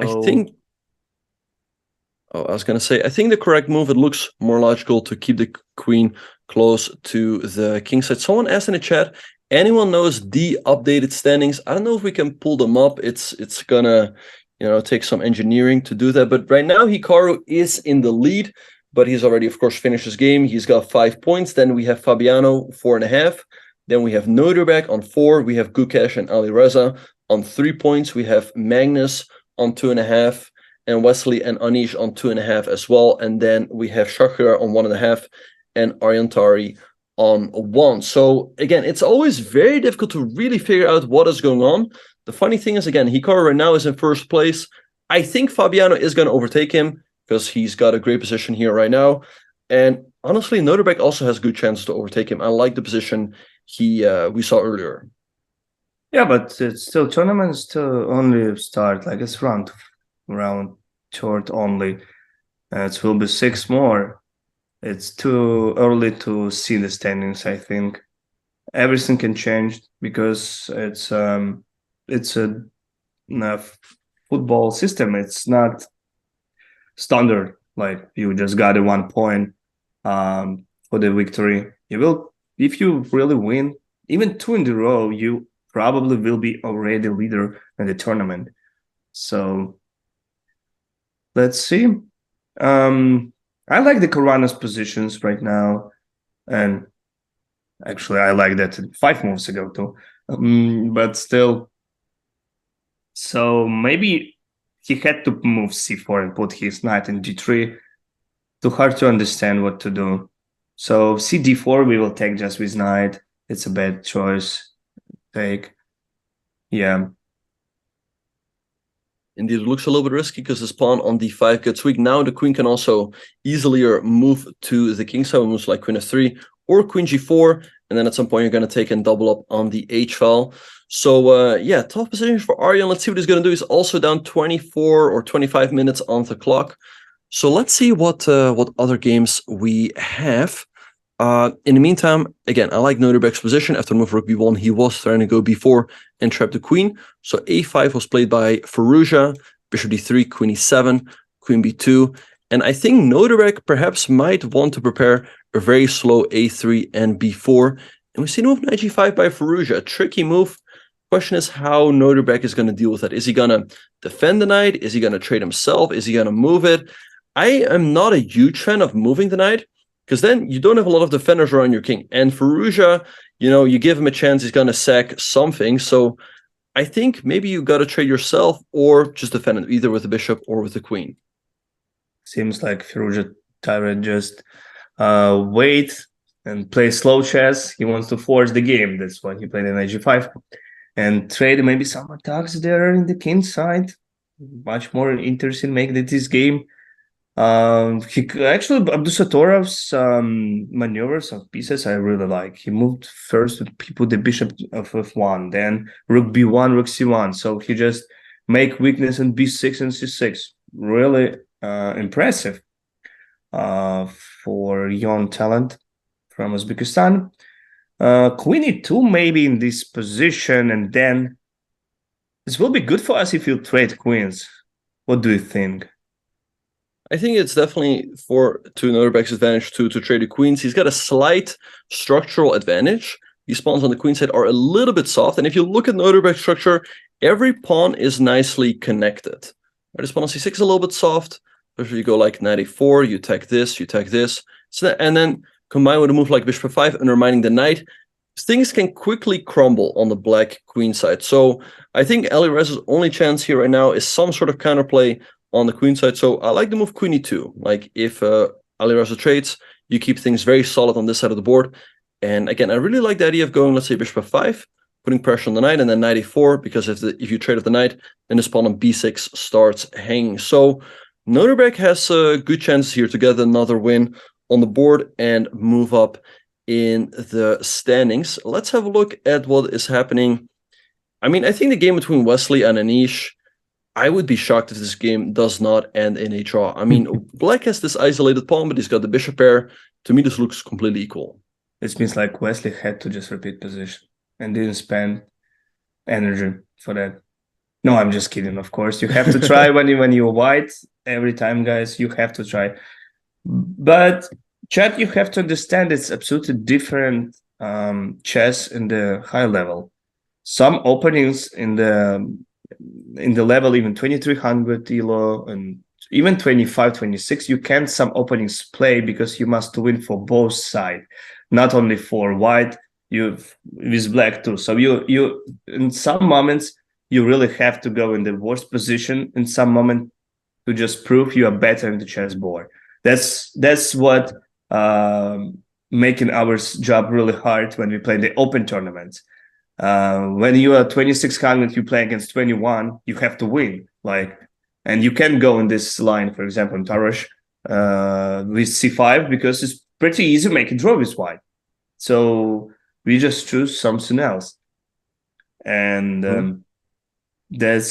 I'm sometimes real jealous for them. You can just play these lines. Like, you don't need to find something else. Play Alekhine, for example, or I don't know, like modern, just G6. You can play main options, main relations. So, yeah. No, that is indeed really a luxury that the top players have. Like when they play against another top player, a draw is a fine result, so they can just play their main lines. And like I said, they don't have to take any risks. I mean, a draw with black is a good result, but that makes it also, like you said, really difficult for the player with white. Like, what are you going to do to avoid all these theoretical discussions? Like you said, sometimes you have to play something that is maybe even worse with white, and that is perhaps kind of what Hikaru did in the Armageddon, playing the King's Gambit. He played very solid, good chess in the classical game, but then the game just ends in a draw, and that's not what you need. So it's extremely difficult at the top level to even get a playable position. You know, the top players, they know every line in and out. They know how to make a draw everywhere. So again, I'd be shocked if this game does not end in a draw. And in the meantime, let's check back in the game with Shahryar and Gukesh. I'm a little bit surprised that Gukesh keeps delaying the move e5. And now after the move rook d8 and queen c2, perhaps Shahryar is preparing to meet e5 with knight f5. I don't think this is a big deal, but, you know, some slight issues to solve. So again, I think he should have played this move a little bit earlier. Maybe this is the inexperience that is showing right now. I mean, I think Gukesh should still be fine, but perhaps some slight issues. You know, I think why he didn't move e5, because he was carried like knight between bishop d5, I guess. That's why he started with rook d8 first, to avoid putting bishop in d5. So, for example, if you start first e5, I can just move back and then bishop d5. I know probably it's still not giving me some advantage here, but still, you know, in knight d5, I'm just picking c takes d5, then e4. I don't know. Mm-hmm. Yeah, that's a very good point. White can plant that bishop on d5. Not easy to deal with. So yeah, that's perhaps why Gukesh played rook d8 first. But yeah, now I think indeed after move e5, he wants to go here. So let's see what's going to happen. Still a lot of play left in this position. In the meantime, we're still waiting for Hikaru, and yeah, let's see what is going to happen in all of the games. I think the most fireworks we can still expect in this one between Fabiano and Arjan. Fabiano right now up a half an hour on the clock. Arjan's clock keeps ticking. And Sasha, probably you can relate to this. Like, Arjan must feel like he has all the time in the world, but as soon as his clock drops below 1 hour, you do feel a little bit more pressure, right? You're like, okay, now I'm below an hour. I might have to speed up a little bit. Exactly, and you don't have an increment, so if he will spend in time like for moving 20 minutes per move, you will have only 5 moves. So So yes, we can just analyze a little deeper and try to recognize what exactly need to do for black, because I'm still don't know what's the plan. I'm just looking at the position. I'm just like whites and don't know what to do for black. Even if you, like we said. Oh, we're getting confirmation that Hikaru is he coming in right now? Oh, he's right here. Yeah.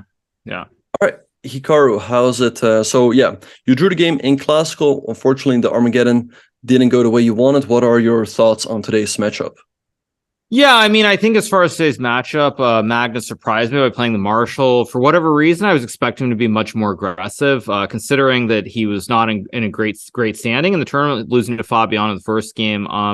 I know somehow I just thought he'd be more aggressive, and so I didn't really look at a whole lot on this Marshall that he played in the game, but I had some idea of a way that I could force draw. We obviously played this in the Speed Chess Championship too, but yeah, I mean, it's kind of what it is. And then, of course, the Armageddon game, I played the King's Gambit to have some fun. And I mean, I think the opening itself was fine. It's just hard to get an advantage. I mean, there were probably a couple times when I was close to even.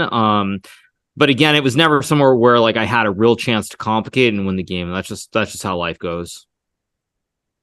Yeah, no, unfortunate loss. And did this move knight f6 surprise you? Magnus said that he played it in an old game against Fedorov when he scored his third GM norm. And he also alluded to the fact that he thinks that the problem with the King's Gambit is just that black has so many lines. Did you also feel like that could be an issue?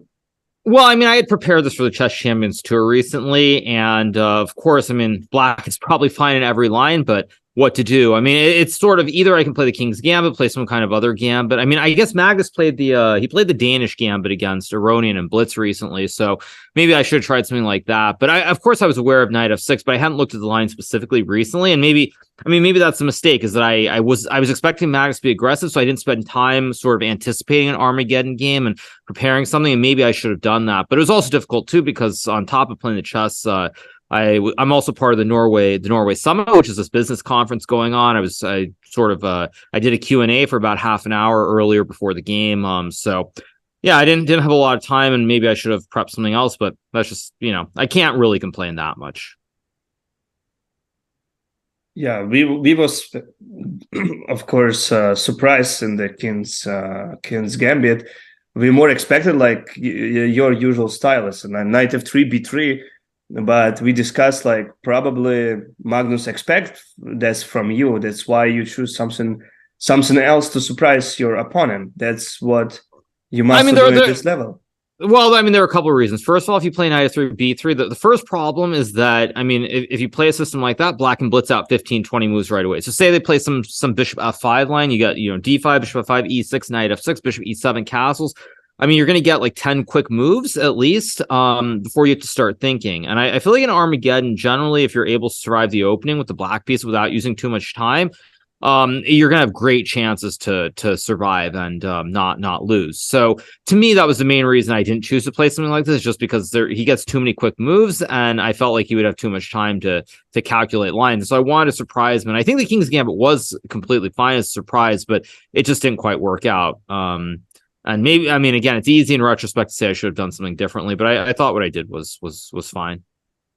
All right, yeah. Sometimes things just don't work out the way you want them to. And yeah, Hikaru, perhaps you can allude a little bit more to what was this business conference that you had to attend, and how did things go? Well, had to attend as a strong word. I chose to do it because obviously I consider myself more of a streamer first. Basically, I was talking sort of about the brand that I've built online with both the live streaming as well as the content creation, making videos for YouTube, just sort of explaining the journey, the process of getting there, how chess can relate to that in terms of like being very analytical and making decisions on the fly, and then also long-term decisions as well. Didn't get into all of that stuff as much as I would have liked, but nonetheless, that's what I was doing. So I felt like it's something good. I think certainly it's beneficial for chess. It's obviously is shedding light on sort of an industry, on certain things which I think are very very opaque. They're not transparent at all. You don't really have all the information in front of you. So I enjoyed it. I had a great time. Also, maybe it's a good thing I took a draw, because I think there's some reception or some dinner later tonight for people who are here for this business conference or this business summit. So it's all good. All right. And Hikaru, you also moved up to number 3 in the world standings in classical. I know what you're probably going to say, but any thoughts on that? I mean, it's nice. I think it's what I say all the time, and I know it starts to sound repetitive after a while, but I just want to play well in classical chess, and if I play well, I think good things happen. And I think I have played pretty well. I mean, okay, the game against Wesley, I mean, there wasn't a whole lot of meat to that game. There were a couple of critical moves I had to find, but overall, I thought I mean, it was completely reasonable. Yesterday, I thought I played quite well. Maybe when I got low on time, some of the reactions weren't the best. And I did allow Gukesh's one tactic, which he missed, but I think I've been playing well in classical. And if I play well in classical, that's fine. I mean, I think, to give you an example, let's just say I were to draw the rest of my games, a hypothetical. If I draw every other game here and I lose every single Armageddon and I finish in, let's just say, last place or something like that, I'm not going to be upset with the result because that will mean that I've played well in classical chess. So that's definitely my focus first and foremost. Also because, frankly, I think there's some kind of weird backdoor chance that I could maybe get into the candidates via rating. So, if I play well in classical, that's good enough for me. And you assume sooner or later good things will happen in the Armageddons. Because also the first one against Wesley, I definitely should have won that game. So, it's just what it is. Yeah. Maybe we will check some games and sure, absolutely. Yeah. And Hikaru, I think so. You will try to qualify to the candidates by rating. I think you will also play in the Grand Swiss, but you will not be playing in the World Cup. Is that correct? That is correct. Yes, I will not be playing the World Cup. It's just considering it's summertime, there are other obligations I have. It just doesn't make a whole lot of sense. And I think that tournament, frankly, is now getting sort of shrouded in controversy as well, thanks to one of the players who's been invited to the event. So, I mean, it just doesn't. Just trying to avoid it. Let's put it that way. But, I think as far as candidates, I'm not really thinking about it, but it's just something in the back of my mind. Similar actually to how the top two from the candidates last year made it to the match. Like in the back of my mind, I knew there was some chances that Magnus would not play. And I feel like it's the same sort of thing here where I'm not really thinking about the rating or qualifying, but there is that potential where I could get in from rating. Right. And Hikaru, since you were just in the playing hall, what is the game you want to have a look at first? I mean, the game that definitely caught our attention is the game between Fabiano and Tari. I think Caruana has great chances to win that one, but is that the game you want to go to or another one? Sure, let's go to that one. Yeah, let's go to that game. All right. So we already discussed this game a little bit, but maybe you can tell us a little bit about, maybe the tension you felt in the playing hall between these two players. Is there anything you could pick up from that? Not really, but I will say that yesterday during my game, I was horribly confused when I saw this game between Tari and Noterbeck because I saw it actually this critical moment when Tari played this queen c5 move really fast instead of going queen b4, king g7, queen b2, and then g3 covering the h2 square. And I mean, I was just perplexed when I saw him play this very, very quickly. It made absolutely no sense to me. So I think Tari maybe is feeling a little bit of some nerves playing against the top players in the world here. It was a huge missed opportunity, and obviously Fabiano, pretty typical. I think he probably has a small advantage here, but I would caution against saying that he's going to win this game just because I think when I look at the position, it feels like a typical computer position where you push the H pawn, but where exactly is your play? Like, are you trying to attack on the king side? Are you just going to trade on G6 and castle and try to play against the pawn on D5?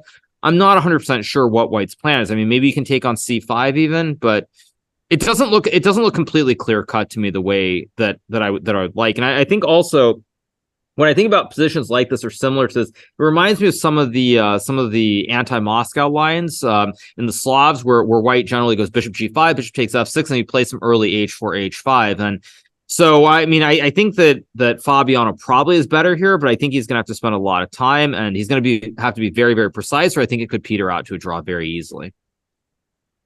Yeah, we had discussed with Benjamin. Does in the final position, Black has to play c4 or not? That's we couldn't recognize that. Like, do we have to close center from that flank or not? C4, knight d3, because I'm not playing the tight positions like that for Black.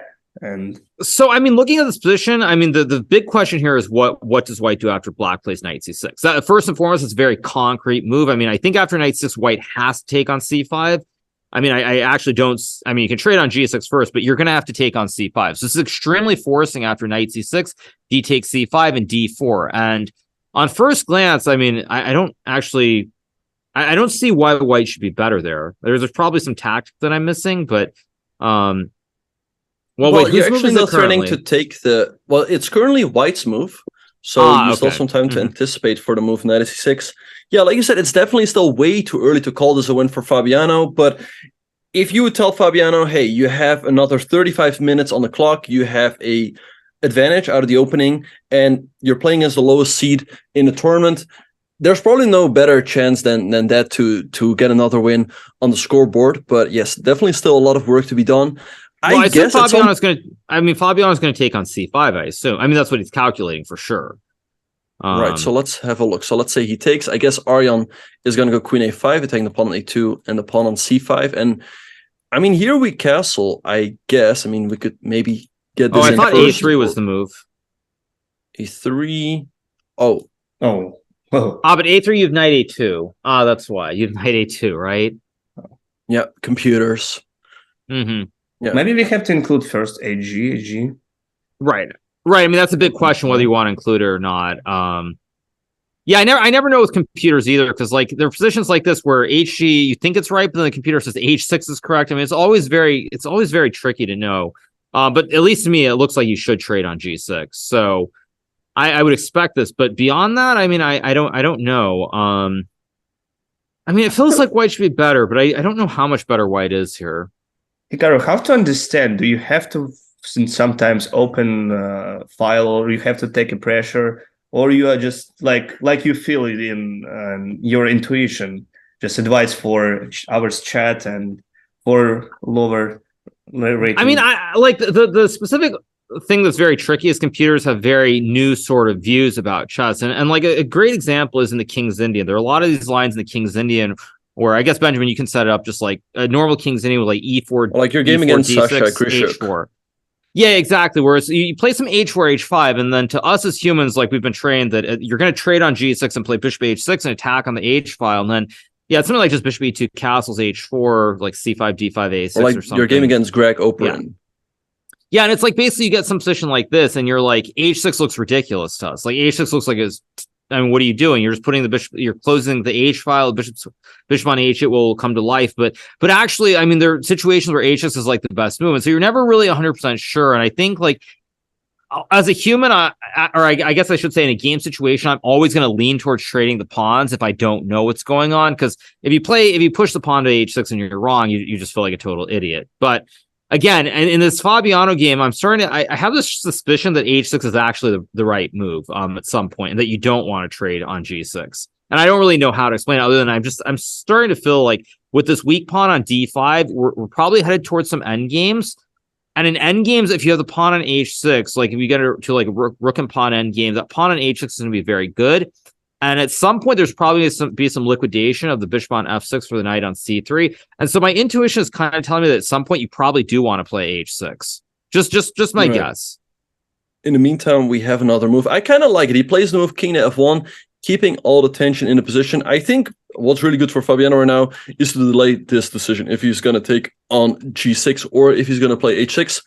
I think with the bishop on f6, I mean, you can play h6, but I don't know. It doesn't really seem to achieve that much. I would say if the bishop is on g7, you gain another tempo.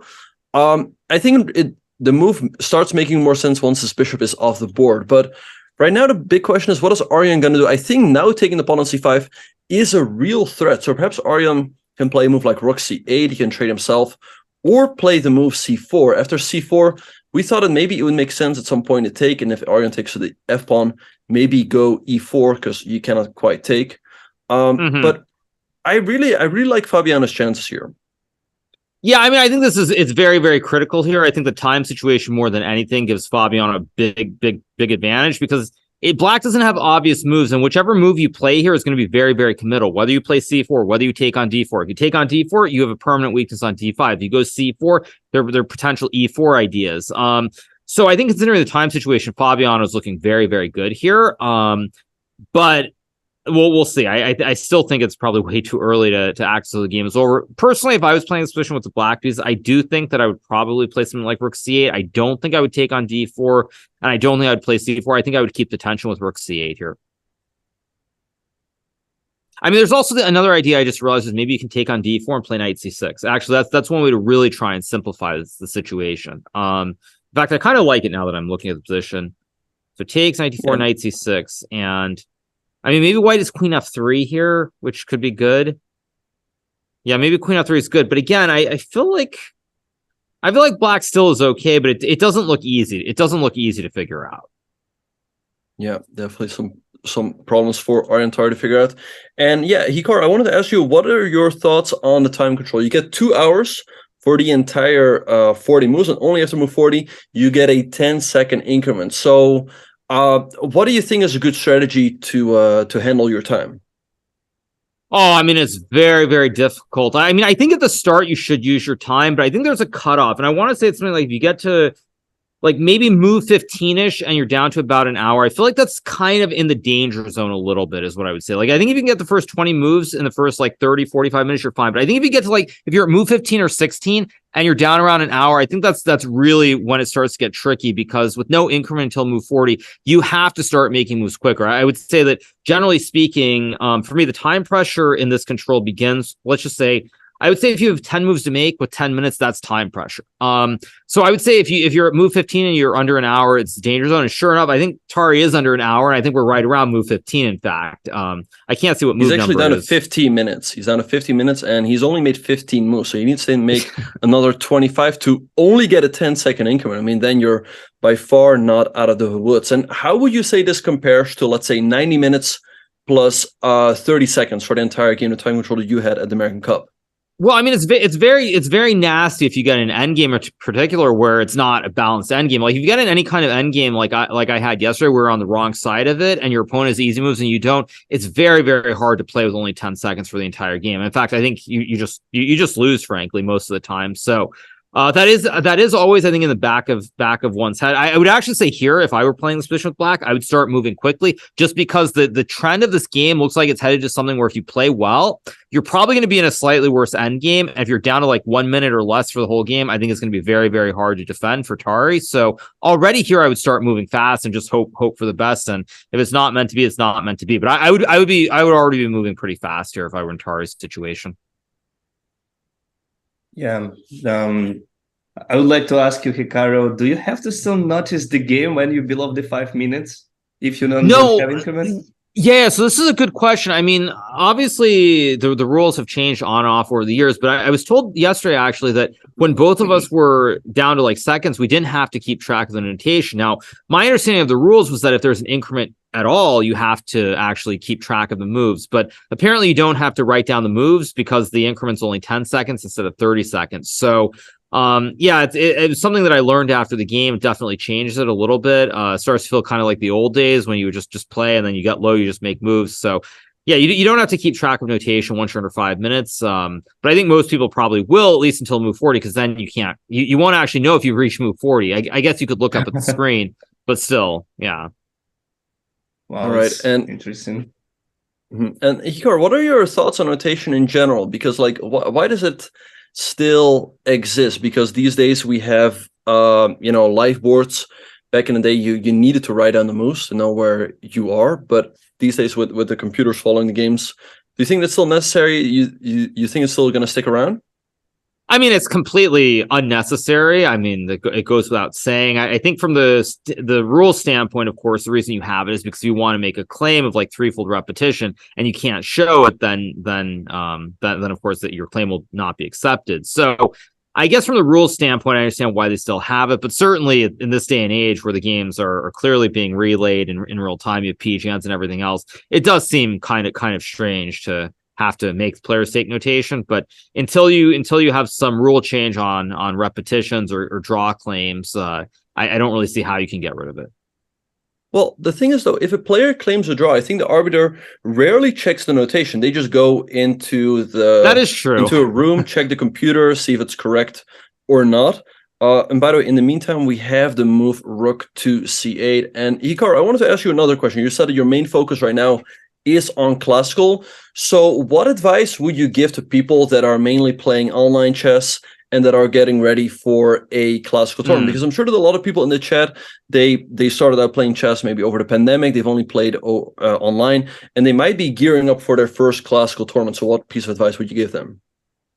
I mean, I think the main thing is to sort of take it all in and realize it's not the same as online. I mean, certainly it sounds silly to say that, but when you first like play an over the board game when you've only been playing online, the board frankly looks different. It feels a little bit foreign because the calculation process, you're not looking at a screen, you're literally looking at a classic board. So I think the first thing is to sort of take that in and then really try to move slower and control the impulses to move instantly. I would say in general, like on the first like 5 moves, try to use at least 1 minute on maybe the first 5 or 10 moves. Of course, it's all generic, of course, depending on what your preparation is, but try to be a little bit slower and not just resist that urge to make a move every 2 seconds. Definitely.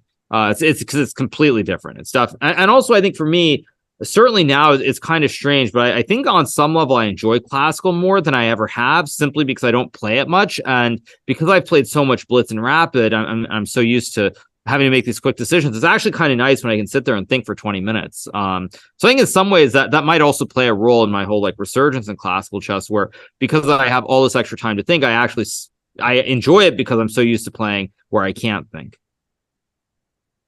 No, that makes perfect sense. And I can totally relate to that as well. I mean, blitz and rapid, it can be fun, but there's also always the adrenaline. You can't just, sit down, think quietly and think like, hey, what is actually the best move here? So that's great to hear. And Rook C8 has been played by Arjan. I kind of like maybe just G3, keep the tension, go King G2, and just let Arjan figure it out, who's already down to 47 minutes, which it starts getting tricky. I mean, right now, we're looking at, 2 minutes per move, but he's probably going to get low on time, and it's going to only get tougher from here. I mean, I think the thing for Fabiano here is that this is a classic Fabiano position. Fabiano is a very, very good calculator when there's very limited chaos on the board. Here you really basically have 2 pawn breaks. White can take on C5, black can take on D4, white can take on G6, or black could potentially take on H5. And that's pretty much all that you have going on in the position. Fabiano is extremely good at doing pure calculations when there isn't a whole lot happening in the position. So this is very much in his favor right now. I think G3, King G2 makes a lot of sense here. But on the other hand, Fabiano does have to use time calculating, because if you make one wrong move and black gets some trade on D4 and can push D4 at some point, it's all going to simplify instantly. It'll become a draw really, really quickly. So Fabiano does need to use his time here, I think. But I do like G3 as long as there's no knight C6 or no CD4 with knight C6 idea. It's looking quite good for Fabiano. So I do expect him to play G3 here after a bit of a think. G3 looks good, and then put the king on G2. Maybe do we have to start attacking on the king side, or we need to just more focus on the center? Well, I assume basically with white here, what you're looking at is to play G3, King G2, and then at some point you're looking to play A3 and D takes C5. That's my guess, because I don't really see an attack on the king side, even if you could get the rooks on H2 and H1, because the bishop on F6 always stops those threats. And in the meantime, the center of the board, there's a lot happening on the D4 square specifically. So I don't really see an attack. So I assume you want to put the king on G2 and then sort of play in the center or play on the side, depending on what black does. Yeah, that makes a lot of sense. I think, for Fabiano, what a great approach will be is to play in the center for the most part. But if Arjan, puts too much attention, so to speak, in the center, then someone's going to backfire on the king side. And I think Arjan's really waiting for Fabiano to play the move A3, and then he will take on D4 and play that move knight C6. So I really like the whole strategy of just keeping the tension, because that also probably makes Arjan burn the most clock. Like, is he going to take on D4? On every move, he will have to worry about D takes C5. Is he going to play C4? All tough decisions to figure out. And we're getting word in the chat that the game between Shaq and Gukesh ended in a draw, which is a little bit surprising to me, because it seemed like all the pieces were still on the board, but they find a way to trade everything off. Oh, this looks very drawish, yeah.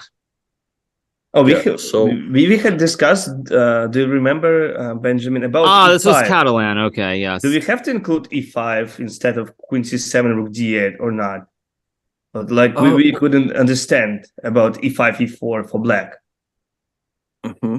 Yeah, we thought maybe right around here, Gukesh should have played something like E5, but the drawback is that white sometimes gets the bishop to D5. And yeah, like you said, Hikaru, it kind of looks like a Catalan with the bishop on F3 instead of on G2. But yeah, he went C5, C6. We got a lot of trades over here.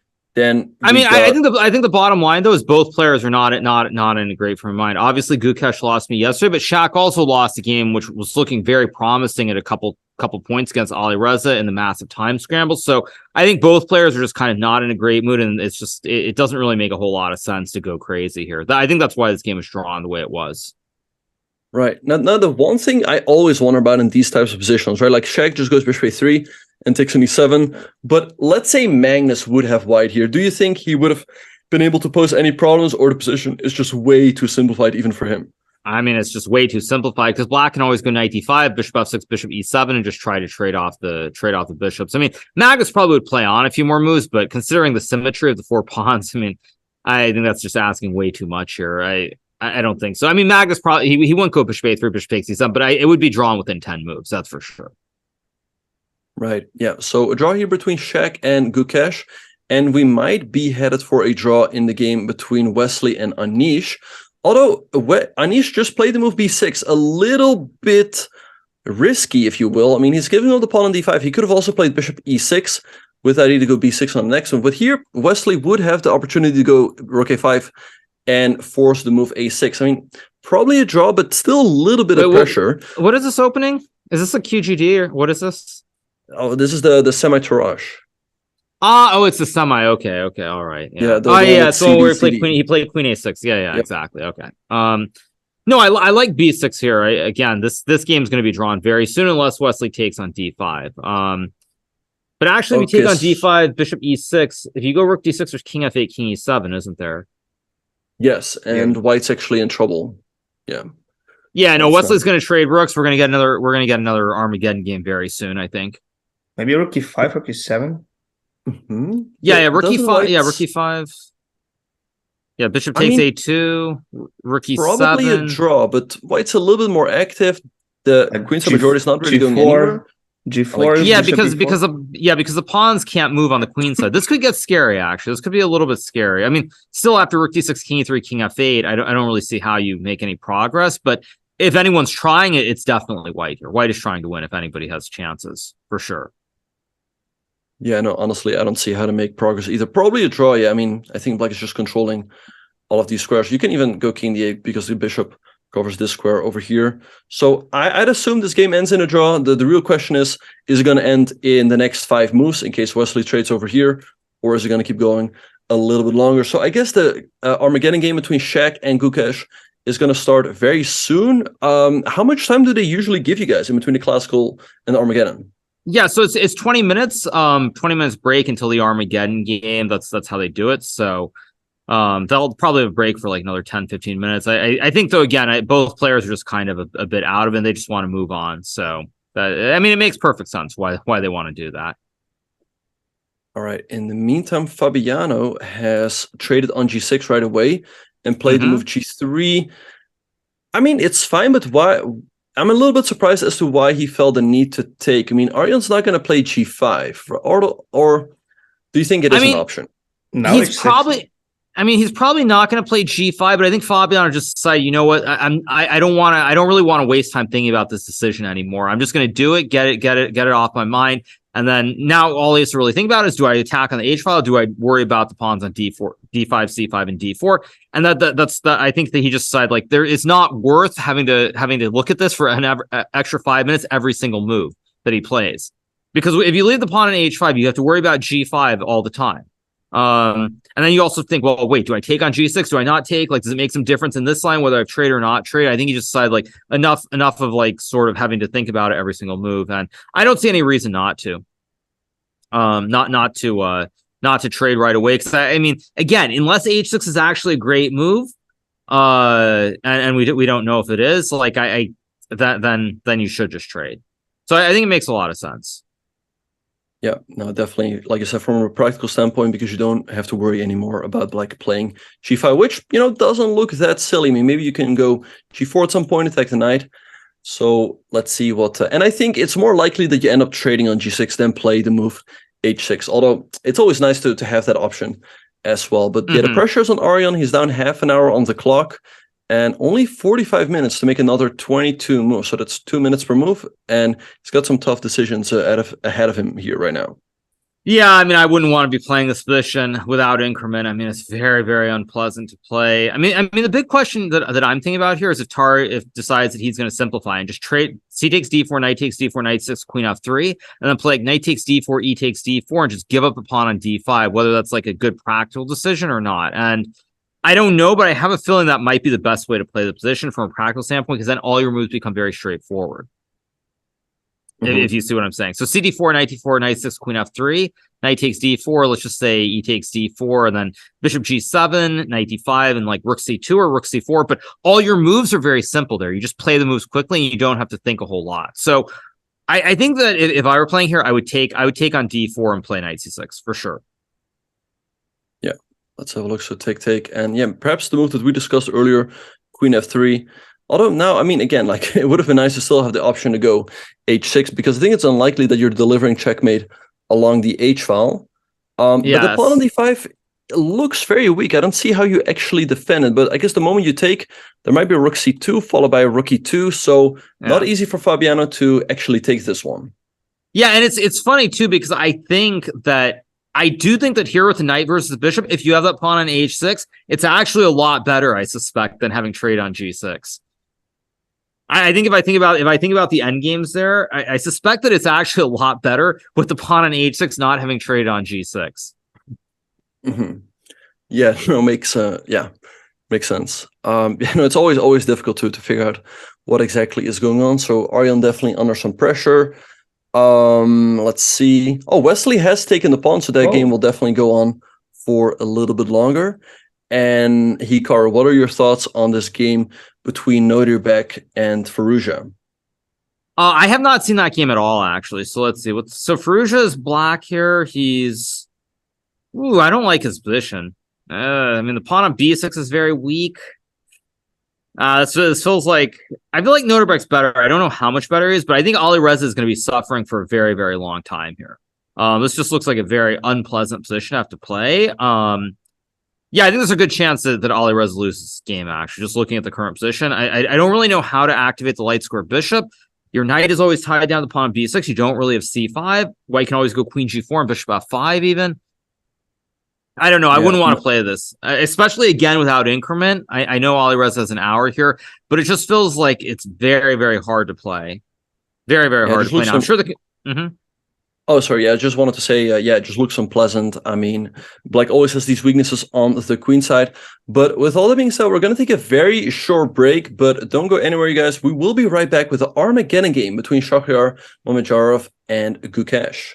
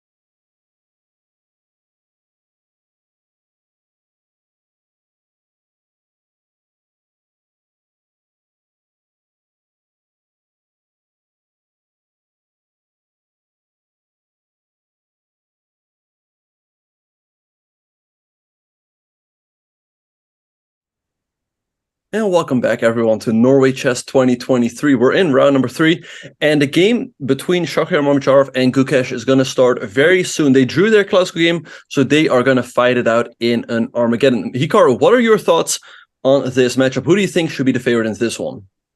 Very tough. I would say that it really depends on the opening, like all Armageddon games, but I think Shaq is probably going to try to be very, very aggressive and play something offbeat. And if he's able to Gukesh, I think there's a good chance he'll win the game. I think if Gukesh survives the opening without being in a whole lot of trouble, I think his chances are going to be great. So this game will definitely depend on what Shakir does in the opening phase, without a doubt. If he tries to be wild, which I think he should be, and then just let the chips land where they may. Right, and Sasha, what are your thoughts on this Armageddon? I actually think Mamedyarov is favorite. Seems to me like Gukesh is playing slow chess. And he is down clock at 7 minutes against 10. So I think Mamedyarov will try make some position that's really tough and then complicated and play in the time more. Right, and it is 10 minutes past the top of the hour. Actually, I wanted to add something too, though. I think I agree. I think Mamedyarov has to be the favorite, and the main reason I say that is because also when you look at Gukesh's playing the Blitz tournament, he's definitely on the slower side of the players that I played against. And even yesterday when I played him in the actual classical game, when he started getting low on time, his decisions, those intuitive decisions when he had limited time, were not the best. So I do think that the time is going to definitely hurt him. And he obviously also has way less experience than Shakir, who's been around, I mean, longer than I have even. Very, very famous for playing Blitz online and over the board. So I would say it's probably 70-30 in favor of Shakir. That's what I would say. No, I think both of you guys make a very good point. Yeah, Gukesh, I don't see him online a whole. I mean, not at all. Shaq, he's on there sometimes. Like he even won a title Tuesday recently, on Azeri Chess. So, like I said, he probably has been around for the longest time, maybe even on ICC or who knows. But yeah, Gukesh definitely does not really have that experience. That being said, though, I think he won one of those Armageddon series tournaments recently in probably was in Berlin. Was that the one where he played? Did he play Kramnik? Or was I think he beat Kramnik, yeah. Maybe Kramnik and Noterbeck. I know one of them beat Kramnik, and I know it wasn't exactly great. I do remember that. I know which one it was, but yeah, I think certainly. I think both of them actually beat I think both of them beat Kramnik, and he wasn't happy after both games. Okay, not surprising. Yeah, and also just to add something, because I see there's someone in chat says, shouldn't the younger players be able to play faster? In theory, yes, but young players these days, especially the ones who come out of India, I think they're very classically trained, and they don't spend a lot of time playing Blitz online. So I don't think they have quite the same experience. Like I would note that when I think of the players, I feel like for a long time, Vita was a little bit slower. I think Prague has been slower at times. And I think it's just the way that they've learned chess, which is objectively better, but they don't play as much online, which is why I think the age factor, it doesn't matter as much. Well, except for Nihal, as everybody points out. Obviously, he's the exception. Yeah, no, very good point. Yeah, I don't really see these Indian juniors online a whole lot. I mean, I see Raunak, like you said, we see Nihal, who's really a specialist. But yeah, Prague, Gukesh, you don't see them online at all. And yeah, I think they just want to focus on their classical games. Maybe it's also, like you said, they probably practice a lot of calculation with Ramesh, where you sit down and like, what is the best move here? But not like, hey, make a good move here in 1 second, which is what you do in Blitz. Exactly. I mean, I think it certainly has. I mean, it's paid a lot of dividends for Gukesh specifically. I think it's classical chess at a very, very high level. For me, I would say, I mean, he shows some shades of a younger Magnus Carlsen. I remember when I first played Magnus, I think it was in Bill in maybe 2005. There are certain little tendencies, and there's some similarities between Gukesh and Magnus. I mean, I think perhaps the biggest difference, though, is that I feel like Gukesh is perhaps too respectful. He doesn't quite have that killer instinct the way that Magnus did, or did even back then. So there are some differences, but I do feel like there's some similarities, and Gukesh has that potential. Right. And what do you make of the outcome of the opening so far? I think it makes sense for Shaq to make Gukesh think with these moves A3 and H4. Now he goes for knight D2. I guess he will be able to get the knight to E3 before Gukesh is able to get the D5 break in. But the fact that he's played H4 allows Gukesh the opportunity to create some counterplay with F5 and F4, perhaps. Right, but again, it's also an Armageddon game, so who really cares? I mean, I think H4 is specifically designed to create an imbalance. I mean, but looking at the opening phase, I would say that when I look at the time usage so far, Probably the next like 5 to 6 moves are critical. If Shaq can't stir up something to really complicate it, or Gukesh stays in prep, whoa, maybe this is theory. These guys are moving too fast for this not to be some kind of weird theory, I feel like. But I mean, it's going to be very chaotic. The next 5 moves are going to determine the outcome of the game, for sure. I don't think there's any way that stays sort of like stable. Something's going to happen in the center on the edge of the board. Like white has the idea of h5, for example, here. Black might try to go b5. I mean, it's all very, very on the edge. And h5 was played, right? So yeah. I mean, it feels like Shaq is doing what he needs to do. F4 felt a little bit risky because Black was not threatening to go F4 himself yet. But I guess the real idea was to go H5, and now Black can unmeet that with the move G5. And now, like you said, Gukesh can break with the move B5, but the real prize is over here on the king side. Like, what do you really gain with the move B5? But Sasha, what are your thoughts so far on this game? I am surprised from B8, but Hikaru already knows the idea is B5. I never seen that, so I'm just listening and studying, learning something new. I like the move H5. I think I didn't see a good move. Like normally you get this position with the pawns on F2, H2, and the pawn on H7. There are a lot of lines where white does a standard knight F1, knight E3, knight D5, and you look to trade on D5. It's like you try to go bishop D5, knight D5, and then B5 at some point. But with all these pawn pushes on the king side, I mean, I already really don't like it for Gukesh. I think Shakura is going to win this game already because it's very, very chaotic. Rook B8 doesn't really threaten B5, and you have to worry about the king side. You have to burn a lot of time here. There are no obvious moves. And with the time situation, I think it's going to be very difficult. I don't understand. Knight D4 just E3, no? What does Knight D4 do? E3. He wants E3 to close the diagonal. Maybe he wants to close the diagonal, like E3 and then just go back. But that looks really worth 2 tempi. And also, Gukesh played really quickly in the opening phase of the game, but now he's really slowed down, and Shaq is back to that 3-minute time advantage. And yeah, Hikaru, what do you think about the Armageddon time control in Norway? I mean, initially when I saw the time control, with white having 10 minutes compared to 7, I would think that maybe that's in Black's favor compared to the 5 versus 4. But 3 minutes is pretty significant. And I think very often when we see these Armageddons played out on chess.com, people don't bid as low as 7 minutes. Right now, there is the 1 second increment, but over the board, 1 second increment really is not a whole lot. And it's also a lot harder to move quicker. So who do you think this favors? Yeah, I mean, I think objectively, Armageddon online is very different than over the board. I think, for example, if you had 10 minutes versus 7 minutes online, I'd feel very, very good about my chances with the black piece. But over the board, it's very, very difficult because you just can't move as quickly. There are no pre-moves and things of this nature. So I think it slightly favors white potentially. But as I said before, everything depends on the opening. Like the opening I had against Magnus, for example, Magnus was able to make a lot of quick moves. I had to burn time quickly, and I couldn't really keep the advantage on the clock. And so I think really Armageddon, no matter how you look at it, it just comes down to the opening. That's all it comes down to. If you're playing with the black piece and you can blitz out 15, 20 moves, you're going to have great chance to survive. If you can't, you're probably going to lose the game. I think that's just the simplest way of putting it. Yeah, it makes perfect sense. And yeah, Gukesh, he's down like 3 minutes and 10 seconds, give or take, on the clock. He gets in move B5. I think at least practically a good move to get some counterplay going. But it feels like Shaq has got exactly the type of position he needs in this game. Yeah, but I like B5 because now Shaq is going to have to think, and Gukesh is going to have like the next 3 or 4 moves he can blitz out very quickly. For example, if white takes on B5, probably you trade the knights on D5 and take on B5. White trades on E7, you take with the queen, and then you're looking at EF4, GF4, knight F4. And so suddenly Shaq has to use time. So I love this B5 move. Even if white's better here, I really like the move because black's next couple of moves are going to be really easy to play, and Shaq's going to have to use a lot of time here to try and convert. And either Shaq finds something to maintain the advantage, or I think it could go very wrong very, very quickly. Exactly. And that's exactly what we see right now. Shaq was up 3 minutes on the clock, but now it dwindled down to like 2.5. He takes in place with E4. The knight is 7. I thought this queen is 7 need to go. Actually, yeah, you're right. I'm shocked by knight takes. I was sure he would take with the queen and go for EF4 and GF4, knight F4. Yeah, very strange they took with the knight, but yeah, now who knows? Wait, could we take?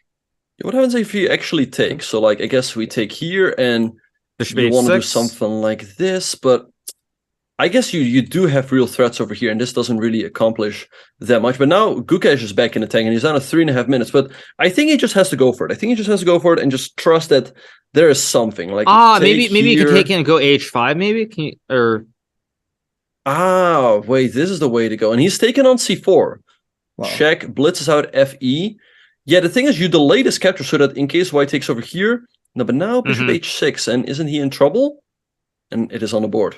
Yeah, this is the problem. So this is the problem though. Like Gukesh here, he tries to make the quick move versus using the time. Like it's always like you live or die by the time usage in Armageddon. Like he could have used maybe 30 seconds a minute, found it, but if he doesn't find it, he just loses on the clock. Instead, he tries to play really fast, doesn't find it, and now he's just getting cooked. So I mean, it's just so hard. I mean, it's just so difficult in Armageddon. Exactly, and yes, his moves actually bishop g6. I thought maybe it's take a pawn d3 and then d2 check somehow. Try to make a counter-attack. I don't know. It's kind of insane. Black actually can play this move because after takes, there is d2, and wherever you go, and bishop b3, king, yeah. well, the thing is, your king gets checked over to the h file, but now you're blocking your rook, and so you just take. But right now, it feels like Gukesh is just getting cooked in the microwave. He plays the move bishop g6. Maybe you just take. What about rook d1? Auto takes. Yeah, I mean, again, though, Chakra has to use his time here to find the best continuation. It's not obvious. So he takes. Okay, he's gonna go queen h6. We're gonna get like king f7. Whoa! What's with all these blitzed out moves? Okay, this king is wide open. I'm not quite sure what Shaq has just done over the last couple of moves. I mean, maybe you take here, like rook h8. Rook h8. I thought was the move. Queen d2 or what? But like, let's say you take, like, you give a check, king e7. I mean, white's king is really stuck here in the center. Yes, but you can take on g6. Queen g6, there's queen f1 and knight h4. Very tricky. Yeah, it's a very nice line, actually. But 2 minutes for a Gukesh. Like, take, I guess, no, this. You have queen f7. Wow. Oh, and white keeps the advantage. We have queen takes d3 on the board. Just to point out real quick, in this position right here, black gives a check. And, wow. There's just nothing. Check, king d8. But let's see what's happening. Shaq back in the tank. I think you could throw in this check, but the one thing I don't like, I think he had to keep the position a little bit more undefined. Because if now, if there is a checkmate for Gukesh, he will find it, or there's a chance he will find it, and then it's just over. But if Shaq would keep the tension and keep his time advantage, that's where he really has great chance. And, 2 minutes is really still quite a lot of time for another. You only have to make another 13 moves, and you get 1 second increment. So, well, I mean, the 1 second increment doesn't matter that much per se. But I think the problem is, 2 minutes is still a lot of time, and Gukesh's moves here are not difficult. He has very limited options. It's not a situation where there are 5 or 6 moves he has to consider, and you don't know which one's best. He has like maybe 2 or 3 moves in any of these positions now. So either it's going to work out or you lose. But regardless, you have more chance with the white piece if you keep it complicated. And I think, Shaq's time usage has not been ideal for sure. Yeah, I think he really blitzed out those moves a little bit too quickly. But let's see, I mean, bishop d5 right now feels like a move you should blitz out, because what else are you going to do? I mean, the king moves over here. The nice thing, again, for Gukesh is that it's the only move, so he will play it in a second. I mean, maybe you give a check. I guess black blocks, and just take it from there, Yeah, I would just play rook f3 and then just go and see what you can do. F2, so right now, bishop d5, so you guys would give, because your queen is, by the way, your queen is hanging, I just realized. Only after that check, and then you say rook f3, queen d4. I mean, still extremely difficult to figure out what's going on. The nice thing though for Shaq is that he can take his time. Of course, you want to keep a good position and that edge on the clock, but just one of them is good enough as well, right? He can afford himself to invest some time, whereas Gukesh can't really do it. And we have all of whoa, that was not the move. He blundered queen. Yeah, he saw queen f7. He just missed. He just missed that there's queen e3. Yeah. I mean, this is the type of position, like you said, Gukesh is a calculator. I think he should find it because white has no threats. Like, this is just one check. Right. I mean, and he has too much time here. He has 2 minutes here versus like 10 seconds. So that's why you have to keep it complicated, because now it's just like there are only 2 moves and you take about 1 minute and calculate and you reach the right decision, which will be to play queen to e3. I expect him to play queen e3. I'd be shocked if he doesn't. Yeah. But Shaq saw queen f1 and knight h4, queen f7. He's like, okay, I'm just winning this. It's all good. And then he didn't end up calculating queen e3. Or he just thought there were checks which don't exist. Yeah. Knight e2, go ahead, queen Sasha. e6, rook f2 then. Whoa, knight d4, is that correct or not? Seems good enough, but it throws away the advantage. Like now, maybe you take, but black probably still has a perpetual. But I don't know. Rook takes b2 to me looks crushing. There's also rook f7 as well. Like rook f7, queen f7, king d6, bishop takes c4 or something. I mean, Wow. probably Gukesh still has a draw there, but very difficult to figure out. Only a minute on the clock. So let's see which one Shek is going to go for. He's going to play rook f7. Draw. It's got to be rook f7, trade, king d6, bishop takes c4. That you have to play that. Nothing else really makes a lot of sense. Then knight f3. Then king d. King f1, only one move, yeah? Yeah, exactly. Yes. King And f1, knight check, d2, king g2, queen e4 Queen is probably e4. fine. Yeah. King f2. Yeah, I mean it goes on, of course. It goes on. Like still hard to actually recognize why it's equal. Yeah. Evil bar saying. And I mean, I think you have to do this though, because if you don't play rook f7, okay, bishop c4, it's very obvious that if trades in rook f8, black at least is drawing, if not more. Queen g7, king d6 seems pretty obvious that you don't have anything. So rook f7 seems like the only. I mean, it seems to me to be the only move. Right. So unless there's like, yeah. No, I mean you have to play it and just go from there. Yeah. Now the time situation is also evening up. Looking very tough. I mean, both players still need to make another 10 moves, and there we have rook f7 on the board. Right. Moves are flying in, and now it's time for Gukesh to think. I mean, knight f3 or rook takes b2. What do we think here, you guys? I would go knight f3. I mean, that looks fine. Okay, plays rook b2, which I guess is good enough. But see, this is also great too. This is great too because for Gukesh, either he loses or he's completely either it's a draw. Like that's the thing. Like he has so much time here that it's one of the two. There's no in between, and he has a minute. So this looks to be like it looks like it's a draw, right? Yeah, I think Shek, he only has checks, but nothing more. Okay, king d7, Gukesh playing quickly. I guess he realizes that check. I mean, it's only checks, nothing to be too worried about. Right. And I check at king f1. I was thinking check on f7 and go king f1. Yeah. Or king f1 right now? Rook e2. Rook e2. Rook e2 is in a neck. Might be okay. Computers, I mean, apparently knight takes is maybe cleaner because you only have checks. But there's no way you play knight takes e2 here with 1 minute on the clock. You can't do that. It's just like your king's so open here that you're asking for something bad to happen. I mean, Mamedyarov down clock already. Like he is below the 4 seconds. King c5 and then what? I don't understand. Rook c1, and then you always recapture the check. King d7 play. Okay. Probably king f1 now, I assume. Yeah, you got to go king f1 at some point. Mm-hmm. Okay, gives a check first. He's going to try to get to move 40. That's what he's doing. He's trying to get to move 40 where he gets a 1 second increment. But he's down on time. He's down 30 seconds here. Yeah, and you think maybe it's in Shek's favor to not get the increment yet. I mean, I thought so, but now he's down so much time that he has no choice. I mean, he has to go king f1, and rook takes e2 should simply save the day. Although rook e2, maybe there's rook b1. Yeah, rook b1, and actually, Black says queen e4, cover the b7 square, but knight takes e2 looks fine as well. Like, what is white gonna do? I mean, you have one check, you go knight e4 back, and it looks like it's pretty much the same situation. But he goes rook e2, okay. Rook b1, queen f7, rook b, okay, check, rook b1, check. Okay. Wait, queen you can't go queen f. Well, queen f8 would have been a threefold. That would have been 3. I thought it was only 2, but. Wait, king c5? Wait, king c5, isn't that game over? That's probably why Gukesh is white can still move the bishop. You can probably still move the bishop to like a6 or something. But just rook h2 and... You have no threats, right? Or I don't see them. 27. But what about this? Queen e7, yeah. Wow. Maybe rook b2. Ooh, this is really... Yeah. Queen f8 probably to control the square b f2 maybe. Check. Yeah, but now the king runs, queen d8.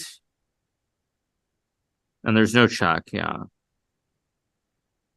Yeah, okay. So Gukesh survives. Could it put queen on f6 and rook e1? Queen f6. Yeah, I was wondering about. He goes rook rook d1? d1. Okay, but now it's still knight h2 Check, and it's a check. check. Oh. Okay. Yes. Yeah. Yeah, it's a draw, right? I mean, it's a draw, I assume. I think Shaq he lost some Shaq flagged. time. Oh man. Wow, very up and down game. But at the end, Gukesh wins. I mean, we didn't really expect that after the first 15 moves, but that's really where we see the strength of these Indian prodigies, where they just calculate their way through when things get messy. And I think, like you said, Hikaru, I think Mamedyarov played a little bit too fast and missed his chance right there when maybe he should have taken a little bit more time.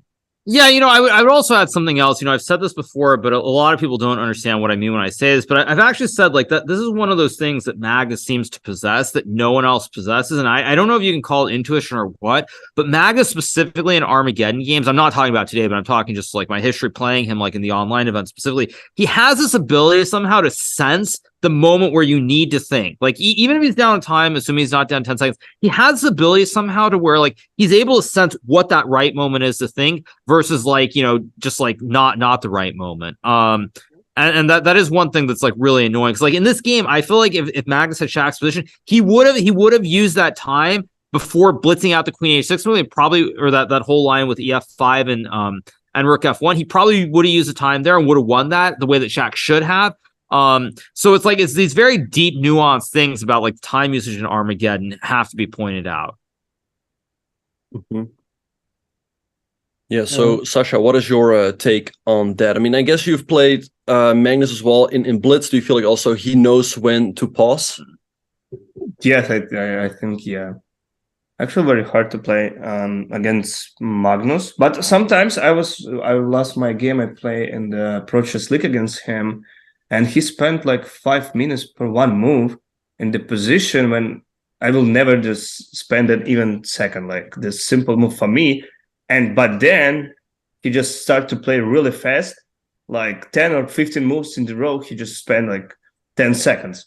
That's made me surprised a little, but still hard. Maybe we can see the game against Abdusatorov and Firouzja because it's really crazy positions there. So he went for a sack. Yeah, I was wondering if he would find some way to sack some material like c5 and d4, and he did it, right? Yeah, I think very definitely wild. The right approach. I think on Noterbeck, the mistake he made, maybe he should have just played like queen e2, because I think this makes it a lot more difficult for Firouzja to break, although perhaps you can consider it anyway. But he traded, played knight a4, queen e2, and now c5, definitely the right approach by Firouzja. Gets d4 in, and queen e7. So you cannot take with the pawn, that hangs the rook. Taking with the queen also leads to disaster. So yeah, I guess, I mean, there might be some sort of repetition here, like, but it seems very sharp. And I think also psychologically, it's not that pleasant for Noterbeck because he had control and now things are getting out of hand. But yeah, what you were saying earlier, Hikaru, it's kind of funny because I talked to Brandon, and he said when he plays Blitz against you, the most annoying thing is that whenever he makes a move, he's like, shoot, doesn't he have this move? And then he says like, and then you always pause for 2 seconds and you find it. But yeah, I guess same thing with Magnus, yeah?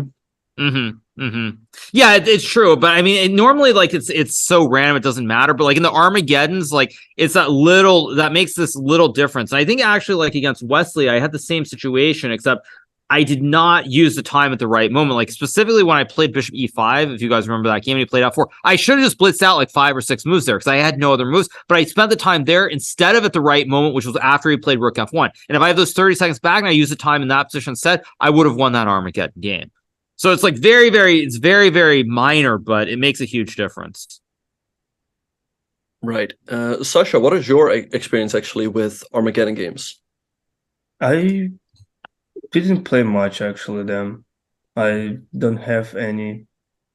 In the real life, in the real chess, I think I never played Armageddon. So I even not participate in the tournaments when we have Armageddon. It's not really popular actually. And some open tournaments for sure. But Benjamin, you've played some, I think, like in the World Cup for sure, right? No, in the World Cup, it never came down to an Armageddon. So I had that match against Sam Savian that went down to the second set of rapid games, but I lost there. But actually, recently, when I played in the Spring Classic, there was a 5-way tie for first. And so we played a knockout Armageddon. And I first won against Quesada with the white piece. Yeah, so I had the best tiebreak, so I could choose which color I wanted to play with. And I chose to play with white in the semifinal against Quesada, and I won that game. And then in the final against Savian as well, because the time control was 5 minutes for white and 4 minutes for black, and no increment at any point in the game. And then I feel like a 1 minute advantage is pretty significant. And when I beat Savian, Hikaru, I actually played your opening, like knight of 3, d5, e3. So I hope that made you proud. Nice. Very nice. Very nice. Yeah. So what's happening in the other games? So we only have 2 games, right? Fabiano's game and Abdustorov, right? Or we have Anish, I guess, which is still going, although I assume that's going to be a draw if it hasn't been drawn already. Yeah, let's have a look. Looks pretty draw. She just played the move rook e8. Yeah, what do you guys think? Do you think Anish is just going to take, or maybe he's going to go f6 and force the rooks off that way? No, take f8 maybe. Yeah, no, of course you don't want to trade, because bishop e4 and d5, and suddenly there's some, I mean, it's probably still a draw, but there's a serious chance of losing. Yeah, he'll go f6 here. I mean, yeah, like... sorry, with the rooks on, or... so you want to play king d2 here, okay. But king in e3 was, no? Oh, that's white move there. Oh, okay, I'm sorry. It's white's turn. No, actually, then it's very easy, right? Because after takes, king d2 takes, and f6, it's a very easy, very, very, very easy draw. In fact, if anyone's better, it's probably black because of the weak pawn on g4 on the white square. So, actually, then but you can take with a d pawn, and then there's g5. Yes, but d takes king e7. I mean, followed by what, f5. But I mean, I would be careful because f5, f6, e6, bishop d5. I mean, it's still nothing either way. Yeah, it's probably nothing. It's just a question of what. But also after king d2, I think that Anish will probably just go rook d8 and force a repetition anyway with like king e3, rook e8. Right, and king here, maybe you just check and I mean you can go. I mean, but then you go rook back. So yeah, I guess this game is just going to end in a draw because I don't see a good way for Wesley to keep the. I mean, the move you can try is bishop c2, threatening b3. Right, yeah, I like that move. And b3. I mean, still after a5 is still probably a draw, honestly. But just like b5, if b5, king c3, a4, king b2, that might be winning for white, maybe. King b2, actually no, even that's still a draw though, because you have king d7, king c6. So yeah, I mean, even this one is just an easy draw. So everything's a draw then. Not even close. I think, yeah. I mean, all roads lead to a draw. So I mean, basically we have two games then in reality, right? We have Firouzja versus Noterbeck, and we have Fabiano versus Tari. In fact, what's happening is Fabiano's game. Okay, so we have had some action there, right? So Fabiano played g3, king g7 by Tari, king g2. But I don't know, king g7 might just be a waste of time because you're never really going to go rook h8, and you don't have to be worried just yet about white infiltrating through the h file. Now Tari takes, goes knight c6, queen f3. Yeah, I mean, I'm not liking this at all. This looks very questionable. King g7 looks mistake, yeah, because now it's bishop not connecting in that diagonal h8, and now somewhere I will have the option to make check queen h6 or even double rooks in h. So that's kind of weird. No, this looks very wrong. I mean, basically what he's hoping for is that he can trade the knights on d4, and after rook d4 you have rook f5, or you have to take with the pawn and you go rook f5 again. I mean, it's a very critical moment, though. I mean, it doesn't look right, but I don't see right off why white. I mean, maybe white plays queen f4 here. Maybe that's what he should do. But then knight takes d4, queen h6, king g8, and maybe black's still okay. Maybe. Can we just move back this knight? For example, knight e2, then knight f4, attacking the pawn d5. Yeah, so this looks like a very nice move. Knight f4 and maybe knight e7. Queen g4 somewhere, maybe. No, but knight e7, there's probably there's g4. No, this is a disaster, actually, yeah. No, I mean, like I said, I felt like Tari should have just traded the knights on d4 and just basically hope for the counterplay. And if it's not there, it's not there. Because now I think there's a good chance if Fabiano finds knight d2, it's just GG. Mm-hmm. Yeah, it feels like Tari is walking a really tight rope here. Apparently, after 92, you can still go here, then you give up your bishop, and you go knight to e5. I mean, I guess Okay. this sort of holds things together. I mean, there's no easy path for the queen to get on the h-file, but you can even play moves like queen f4, threatening to go. I mean, although this is a real threat, but the idea is that you can go bishop g5 because of knight takes c6, and there's just too many things hanging.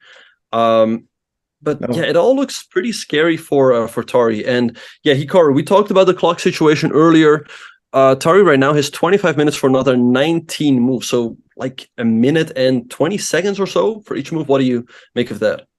I mean, I think it's okay if there's simplifications. There's simple trades that force like an end game. I think he's still completely fine. But if Fabiano finds knight d2, I think it's going to be too hard for Tari to find this continuation without burning at least 10 minutes on the clock. And I think if he burns 10 minutes, he's just going to lose because of that alone. So this is the move. Fabiano finds knight d2. I think it's probably like 85-90% he wins. If not, then I think it's still very, very up in the air what will happen. But this is the critical moment of the game. Yeah, even queen f4 looks good too. Right, but queen f4 knight takes d4, and then I didn't see the win. Maybe just take on d4, then queen h6 check. I don't know, queen h7 check, then put the king f8, and then just move back with my rook. Even right, but then I can trade but then I can trade the bishop for the knight. I mean, this is what I'm saying is that here, if you go queen h7, king f8, but here rook d3, just like I don't know, queen e7 maybe, or maybe even just d4. Honestly, I don't know. It's on a situation where like if I can get one more move and I can trade, like black doesn't have a lot to consider here. So time pressure won't be much of an issue because you're only looking at bishop c3, d4, or maybe bishop g7. You don't have many options already. So I think that's why if he can get to this position, I think he has chances. That's why knight d2 is such a nasty move because it's so unexpected and it creates a whole new set of problems that you have to deal with that you're not expecting. If you're expecting, I'm going to trade the knights on d4, I'm going to go rook f5. That's what Tari's thinking he's going to do. And if knight d2 comes in, it's like, wait a second, now I can't trade. d5 is weak. I'm getting attacked by like knight f4, g4, queen h3. All the things that you were calculating, all those concepts are just gone immediately. Yeah. No, that's a very good point. And like I said, the position is fairly simplified. So if Fabiano doesn't find anything, the game could peter out. But I like the move that both of you suggested with knight de2. Although this variation seems pretty forced because after rook f5, if you move, although you can still go here, because I thought if you go here, well, then your queen is trapped. That would not be a good idea. You can keep playing the position with queen b4. And I guess, here the pawn on d5 really becomes weak. And I don't know, it probably doesn't feel intuitively right to just give up the bishop. And the pawn on d5 also now seems terribly weak. I don't see how you really hold it together. And the rook on d5, it's active, but it's always a little bit in the air. Wait, could we just take on d5? Queen d5, for example? Yeah, you could play and that, of course. Take with rook. But then it seems like too scary, no? Like e4, then... this looks very, very dangerous. Like, I understand. I mean, maybe e4 rook g5 is maybe okay, but it feels very hard to go for this from a practical human standpoint. Just doesn't look right at all. Mm-hmm. Yeah, and it's very difficult to go for. I mean, computer's pointing out that if you just play this position down a pawn, you might be sort of okay, but how do you play down a pawn? I don't know. Even with the double F pawns. Wow. Okay. No. Yeah, I mean, okay, but that's why computers are too good because you just go knight d6, knight e4, and suddenly the double pawns don't matter. But I mean, as a human from a distance, there's no way you can play this. Like if you're looking at this position, like after rook takes d5, you're never going to consider knight c4 because like okay, double F pawns down a pawn. I mean, you must be losing. But the computers will just like do anything and prove you wrong. Which is just, I mean, it's insane because I look at this position. I think if I had this position after rook d1 here, I think I lose this position like 95% of the time to Magnus. Or at least I would assess it when I'm calculating it. But a computer just doesn't care. It just does not care at all.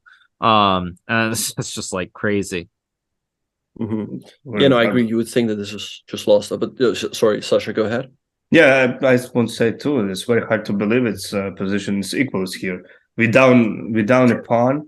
And double pawn is f. I actually try to recognize why, but I have no idea actually why. Maybe I will lose the pawn C, like something forced variation, but I don't know.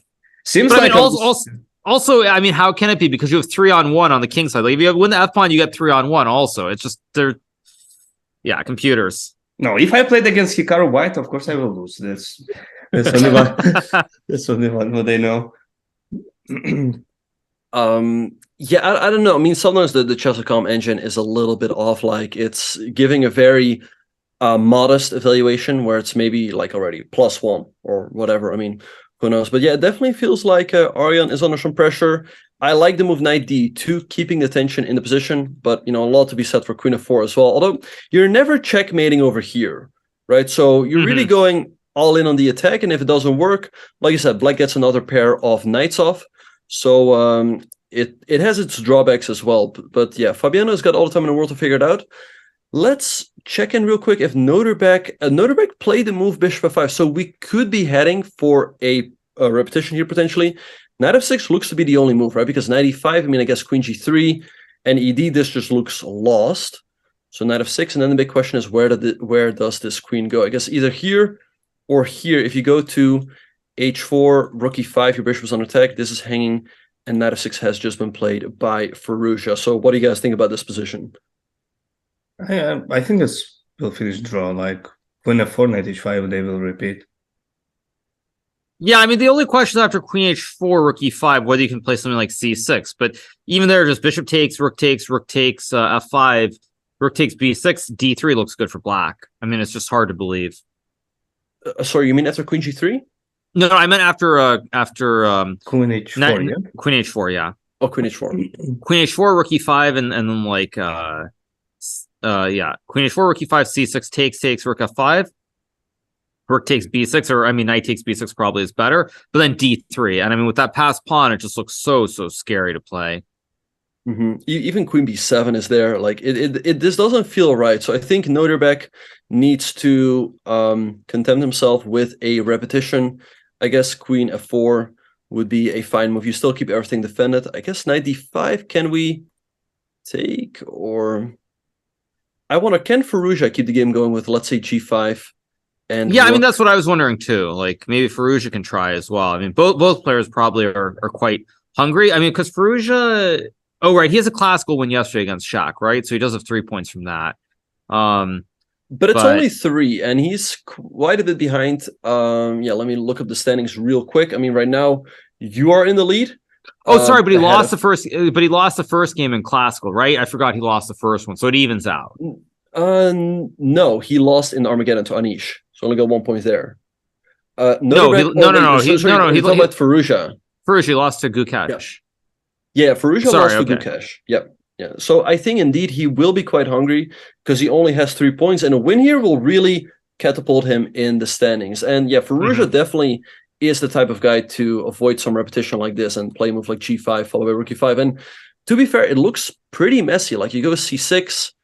I guess these lines are a little bit more in white's favor because you've played the move g5, but difficult to. I mean, black does. How do you get rid of the passed pawn?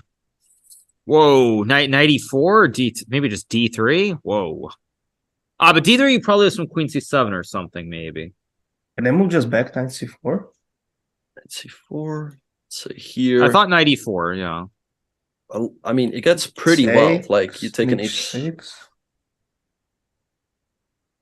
Yeah, very hard to judge.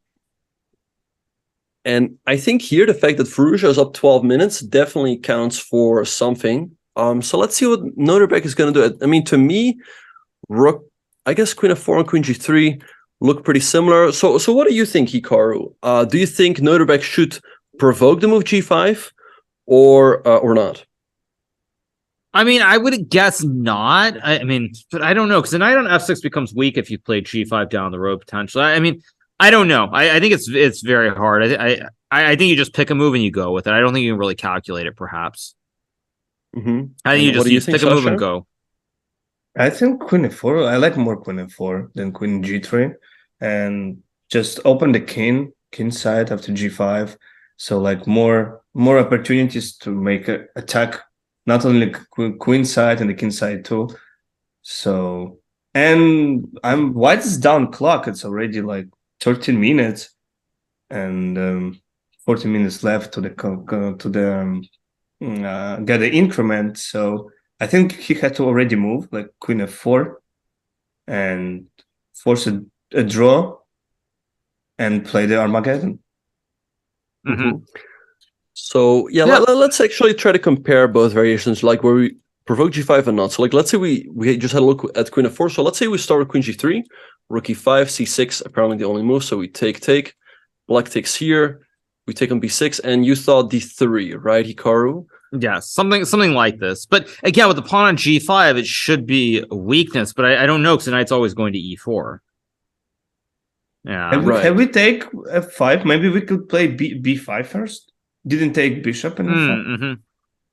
b5 and I like the pin on the e file, so maybe somewhere just take a pawn on e3. I prefer blacks in this position, actually. Yeah, I would agree with that. Yeah, I think it's quite complicated. But yeah, so actually, you guys, I'm gonna go do a recap very quickly. So I'm gonna go record a recap, and I'll probably come back in like 15 or 20 minutes, and we'll pick up the conversation. Okay. Okay, sounds good. Well, best of luck recording the recap. Thanks. And yeah, guys, be on the lookout for that. Yeah, I'll be right. I'll be right back after I do the recap. But I'm just gonna go do that quickly. So I'll see you guys very soon. Yeah. Okay, see you soon. Okay, bye.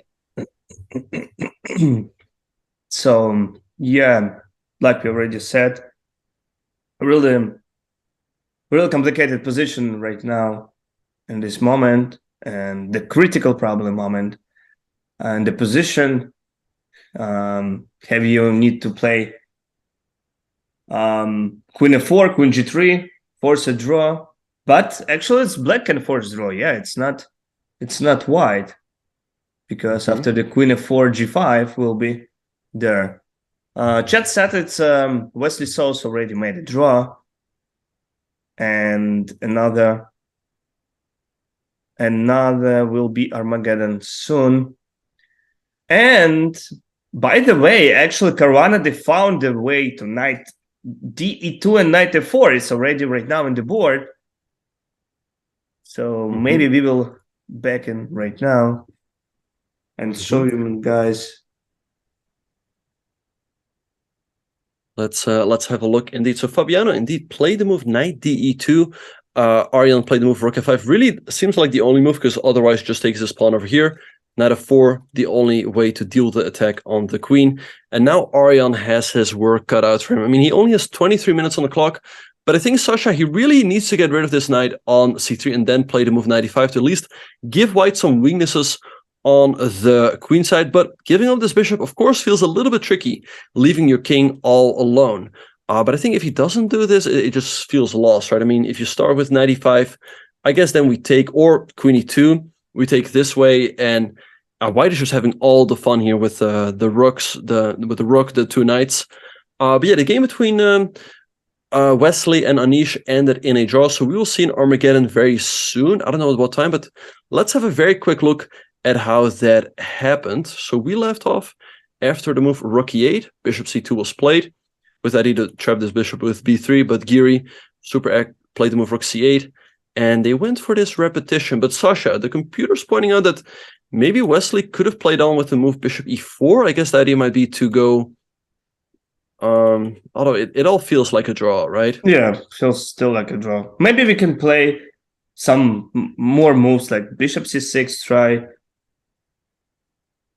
try to do something. I prefer fe. I don't know. I like fe, and then like it seems like last chance to do something like d5 there, and like right now d5 maybe. Oh yeah, that's a nice d4. And can I just really fast to ride my king to c7?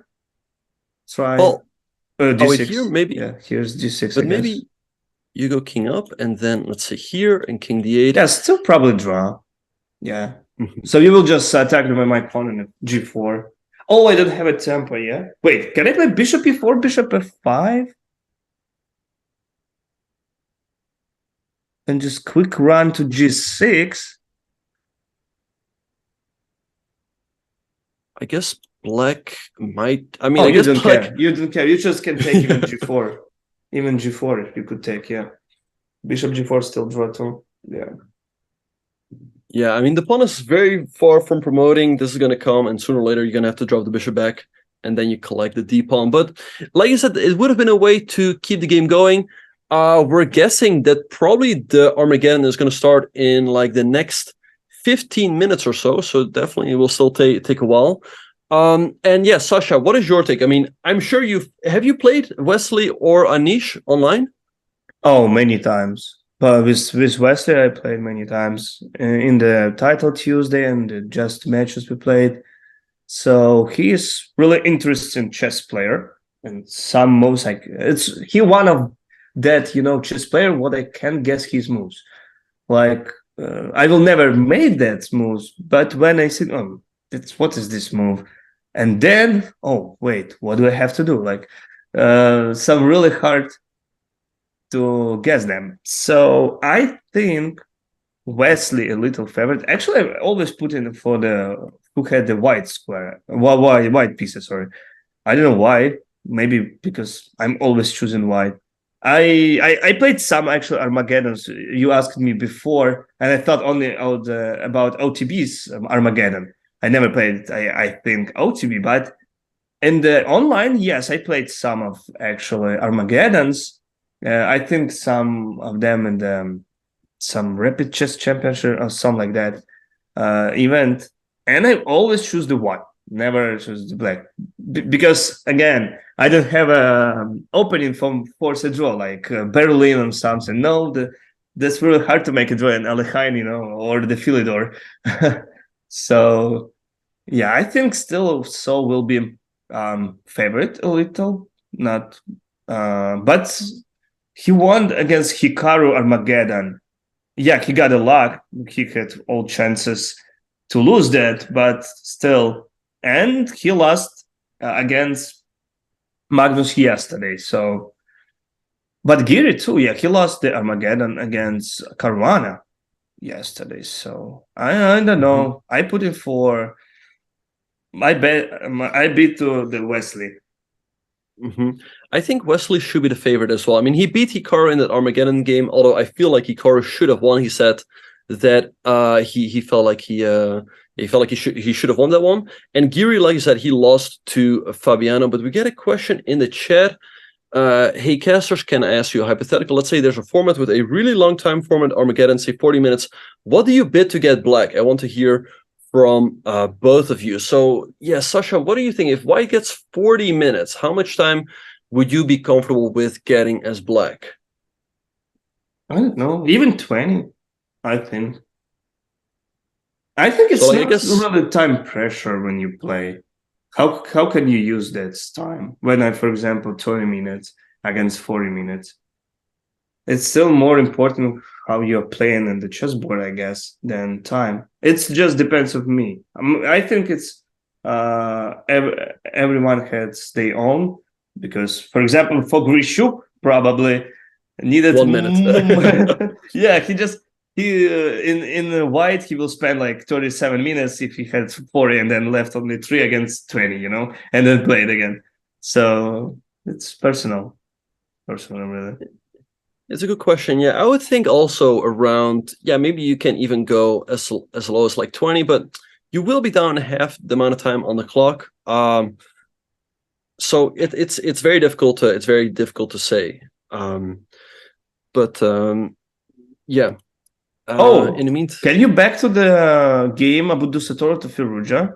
Actually, Abdusattorov didn't move, not queen f4, not queen g3, not even queen h4. He played the queen e2, guys. And I don't like this actually move, because he down the clock, he's 24 minutes, and I think it's not smart decision by Ion Prodigy. What do you think, Benjamin? Yeah, to be honest, I felt like he should have steered the game towards a draw. Like you said, he's way down on the clock. Firouzja played the move rook e5, attacking the bishop, and now came c6 by Noterberg, attacking the bishop. But I don't know, maybe white can win a pawn somewhere over here. But you don't really care about these pawns on the queen side. And in the meantime, it feels like black. I mean, probably black has this move over here because if you move the bishop, you can take over here with the discovery on the queen and the rook. So you probably have to recapture. I assume black will be down a pawn somehow, but black has a really nice initiative here after 94. I mean, rook d2 is an idea, rook f2 is an idea. You don't have rook f1 because of knight g3. So tricky position for Noderbeck, especially given the time. But yeah, we got an interesting question in the chat.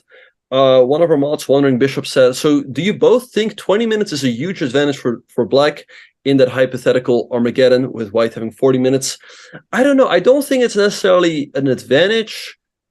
I'd say the time is around, or like the chances are around even, but like, let's say black has 30 minutes, then that should definitely be to black's advantage, right? Yeah, but like I said, it depends against you, who you play. That's important too. And which form are you, you are. So 20 minutes, that's why never people playing Armageddon with this time control. That's still a lot of time. So usually it's 5 and 4 minutes. That's different than 20. That's distance different, 5, even 4, than I think 35 and 30. So we can see like it's 5 minutes, but it's still better for black when you have Tori. So I think maybe instead of FE, could we play King F1? Like one move back. King F1. Wow. Right, because if you take, Yeah, I'm just taking Queen takes back. And white is winning. And actually, back in the day, the tiebreaker of the US Championship used to be white having 45 minutes, and the players would bid as to how much time they would be willing to play with as black. I think also in this format, it really comes down to the opening. Like, let's say you take 20 minutes, right, against 40. If the opening does not go well for you, I mean, if you're playing with the black pieces, you have a worse position, and you're down 20 minutes on the clock, I think it's going to be very difficult to survive. But if you get your preparation on the board, you get an equal position, then 20 minutes is really still a lot of time to get a lot of moves in. So 20 minutes, I don't know. Maybe black will be a slight favorite. These things are always really hard to say. I think 20 minutes is where it gets pretty even. I mean, I guess if you have like 25 versus 40, I would give black the edge. I mean, it's many factors. So I will always pick up the white because, again, it's my openings is kind of different. So that's the best preparation too. So rook and e5, c6 in the board, yeah? And Firuja is thinking right now after c6. He has to find the move, bishop takes c6. That's really critical moment. So right, because if you take, I guess we take, and then the pin is gone, and here really white is out of the woods. And yeah, wondering Bishop is asking, isn't there a famous Kamsky game where the winner won with a 20-minute bid? No, I think actually the winner bid like 17:45, something like that. All right. But yeah, c6. I guess indeed you take to keep all that pressure along the e-file. And I really like the line you mentioned with DE, because if you take here, white is out of the wood. So do you think maybe Noderbeck missed this move? D takes e3 in between? I think yes, because it's really weird then why he chose the move queen e2. So even in positions, I'm still don't understand. So I don't have to, even if I will not take bishop c6, for example, but he made it to actually move. He already played a bishop takes c6. So it's already on the board, bishop c6.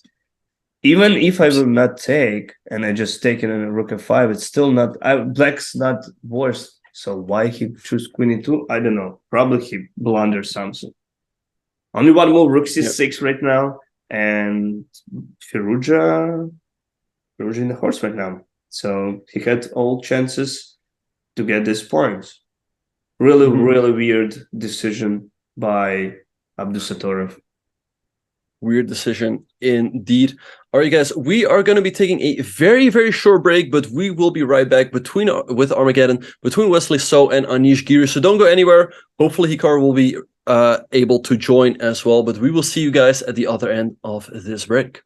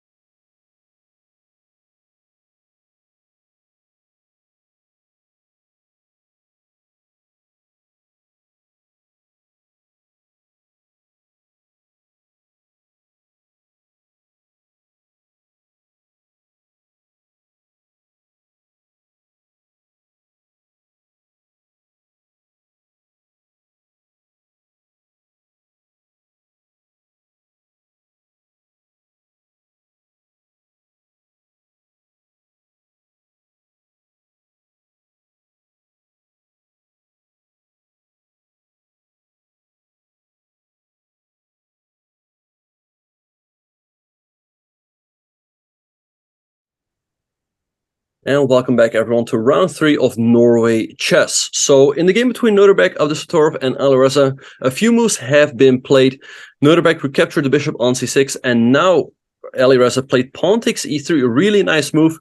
He's not recapturing this bishop just yet, because if you move it, there will be pawn takes f2, attacking the queen, and the rook will be hanging as well. So seems like Noterbeck should take, but here, Sasha, we like Black's position. You might be down a pawn, but Black gets a really nice initiative on the queen side, on the king side. And look at Noterbeck's clock. He's getting down to 18 minutes and still 34 minutes for Fallujah. And that's definitely going to play a big factor, because for the next 11 moves, they don't have any increment. And after move 40, only 10 seconds. So I definitely like Fallujah's chances. But Sasha, what has happened in the game between Fabiano and Tari?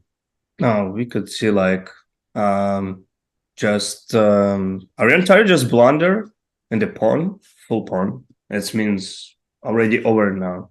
He didn't recognize the 95 before Vivis Hikaru analyzed that games. That's position, sorry. When double pawns on F. But like we said already, it's really hard to recognize you're down pawn and you have double on F and his position is equal. So we are not engines, and that's. But queen e7 is kind of weird move too. So okay, and the Armageddon between Wesley and Anish is live, so we need to go over. Okay, the game started off as in English, but the game quickly went over into a Nimzo Indian. The Nimzo Indian is the best opening for Black against 1d4. Great course has been published on it recently, but Anish seems to be out of book here. Bishop d6, castles, rook e8, all pretty standard so far. Maybe c6 at some point. So let's see what Wesley is going to do here. I think Anish is doing fine, but the nice thing for Wesley is that he still has a lot of pieces on the board. Yeah, I'm not a big specialist in this type positions, but I think maybe some moves at f4, yeah. But it's still a theory, yeah? Yeah, this is actually what I checked in my course. Takes in c5, all of this is theory. And here Black takes, you take, and rook e1, and then I think bishop a6, and Black is doing pretty all right here. And the nice thing for Anish is that he's still playing quickly, so everything looking really good. And Wesley is thinking like, hey, how can I steer the game away from what Anish knows, and how can I make him think? But yeah, so far I like the opening for Anish. Yeah, seems like Anish bought the course here. So he checked this line and he played c5, I mean. Wow. Can I play just some like damp move like bishop e3? Bishop e3 is possible to threaten to take, but here Black just plays c4. And, White is doing okay here, but the bishops are a little bit passive. But I think bishop e3, it makes sense, because even though Black is fine here, you keep a little bit more play in the position. And after pawn takes, the play gets a little bit more forcing. And I'm slightly surprised because that Anish is thinking here. I'm sure that he's going to go for the move c4, because White is threatening to take this pawn. And there we have it, c4 on the board. Now we will see bishop c2, I assume, by Wesley. I don't think it makes a whole lot of sense to drop the bishop back here. And I think you still want to control this diagonal so Black doesn't get in bishop f5 quickly. But yeah, Sasha, I mean, I think the opening is definitely for Anish, right? Do you think he is the favorite right now to win this Armageddon? Hard to say yet, but I think he got what he had. Like, what he wanted, now he had it. Like, that's like you already said. It's for his style, it's very good positions. He understands this structure, and probably 97 the straight bishops. So we'll see. But still, look, he already spent like more than 1 minute for moves. Like, he had to know. Maybe he just forgets some lines. And so bishop b1. Yeah, bishop e1. Yeah, I think he didn't. Whoa. He wasn't quite familiar with his move. Bishop e3 that Wesley played. Yeah, I'm a little bit surprised. Like, he pushed the bishop back, but how big of a deal is that really?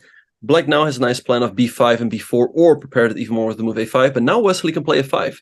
The drawback of the move f5 there is that you block in this bishop, but you give the other bishop a little bit more scope.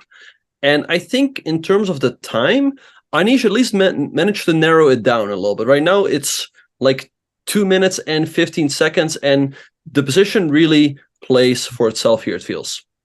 No, I'm a little surprised with move f3, actually. I don't understand this move at all. Like now it's bishop weak in e3. I don't have a support with my bishop, and I spend it. Oh my god! Well, there we have the idea behind the move f3. But is I this don't like gonna it. work out? I mean, he wants to, but let's say we just ignore it. I mean, g5, knight h5. Yeah, but What if you what will really? you do then? My knight on h5, untouchable. Like I can't even attack him before he's Exactly. coming, and you can go knight e2. I think this mess played by Wesley. He had to move f5. I liked f5 g4. If he used the f5 g4 instead of f3, then g5 would be really powerful threat. So because queen and d1 is protected. So I think it's a wrong way by Wesley. We can see all Armageddons. White loses today. Like black not even draw. So that's not good for Wesley because he is playing white. B4, I can take, I guess, maybe the knight e4, knight c5. Anish takes with an. I like taking with the knight because now these pawn pushes don't do anything at all. The knight's on attack. Wesley's going to move it here or to e2. But overall, it feels like Anish has done a great job out of the opening. I mean, he's got a nice initiative going on the queen side, and Wesley doesn't really have anything going on the king side. And the time advantage keeps dwindling down. Like now, Anish is only down 1.5 minutes on the clock. And also, we're getting confirmation that Hikaru is coming back. Is he coming back right now, or I guess very soon? Okay. All right, he's coming back, and 92. Welcome back. Welcome back, Hikaru. How you guys doing? What did I miss? We are surprising actually in the position what Wesley do, and we don't understand the moves f3, g4. Seems like black just much more better in this position. Oh, okay. So they're playing the Armageddon. So was this a Nimzo Indian? Yep, the best opening against 1d4, as you know. Well, this was the early 92 knight of 4, I'm guessing, right? Yep. Yeah, so I think normally it's okay. Can you show me the position like 10 moves ago when it first got to this point? Yeah, so okay, that's normal. Actually, wait a second. I think maybe Wesley misplayed this move order, honestly, because I feel like normally when you get this structure, black has already played c6. He doesn't get b6 and c5 in one go normally, which does give you time to play f3, g4. But already here after this b6, c5, I think Wesley maybe just confused the move order or something here. Yeah, I think normally black goes c6 and then knight f4 is completely fine. Well, b6 is actually the main move. I covered it in my course, and knight f4 is the main move from white. And after it takes c5, white can take here, but black is doing fine. Bishop e3 is a move, but black is doing pretty fine here. I mean, it's really hard to make good use of the bishops. And Sasha and I thought that perhaps Wesley needed to go for f5 with the idea to go bishop g5, but he went for a completely different plan. But let's go back to the live board. I don't know how I feel about them. Why is f5 a mistake? Oh, geez. Oh, man. Nice sack by Anish. Oh, beautiful. Oh, beautiful, beautiful. Yeah, you're just taking knight c3, knight d6, knight d5, bishop f5, bishop e4. Oh, beautiful, beautiful. Yeah, I would just go back and then play knight d6 and bishop f5. That looks really, really nice. That looks really nice indeed. And also you have ideas of queen d7. I mean, forcing rook to h1. This is definitely a position you would much rather have in a blitz game. He goes bishop d7. Okay, now Wesley can go knight c3 and you're forced to go knight f6. But keep in mind... No, what do you mean? Knight c3, knight c3, knight d6 anyway. I mean, what's... And there we have it. All right, I guess this just works, yeah? Maybe rook q1, and then bishop f5, queen a4. Ah, okay. Actually, yeah, I mean, it's still probably fine for Anish, but yeah, it feels like it doesn't feel clean. It feels like he could have just locked this down, and now it feels like Wesley's getting some kind of counterplay, probably. No, he played knight d6, actually. King h2. Right, so the point is... Okay, but now this is looking great for Anish, no? Yeah. I mean, there's got to be some ways. Queen h6, queen f5, queen... It feels like there's something on the light squares here. Queen d2 in the board, yeah? Yeah, queen yes. d2 in the board. Oh. I mean, maybe you can go queen h6, maybe queen f5, queen e3, knight takes d4, maybe. Is that good enough for a draw or not? Even queen f7, like you- queen h5 he could play, yeah? And Wait, wait, but knight takes d5? Wait, what? Wait, what is this idea? I don't get it. Queen is 6, and then Yeah, but- just take on d4. This is really the tough Right. thing. Like, I'm sure seems wrong. both of you have noticed this as well. That sometimes when you get a good position as black, or like when you only need a draw, sometimes you start playing for a draw, or you start hesitating. Like, hey, should I play for win? Should I play for draw? And that's when you start making mistakes. I think Anish, it's still not terrible, but it felt like he really almost had it in the bag. Yeah, it felt really, really close. I mean, now, I think he still does have it in the bag, but white can take and go like queen e3. I mean, queen e3, there's knight c2. No, knight c2.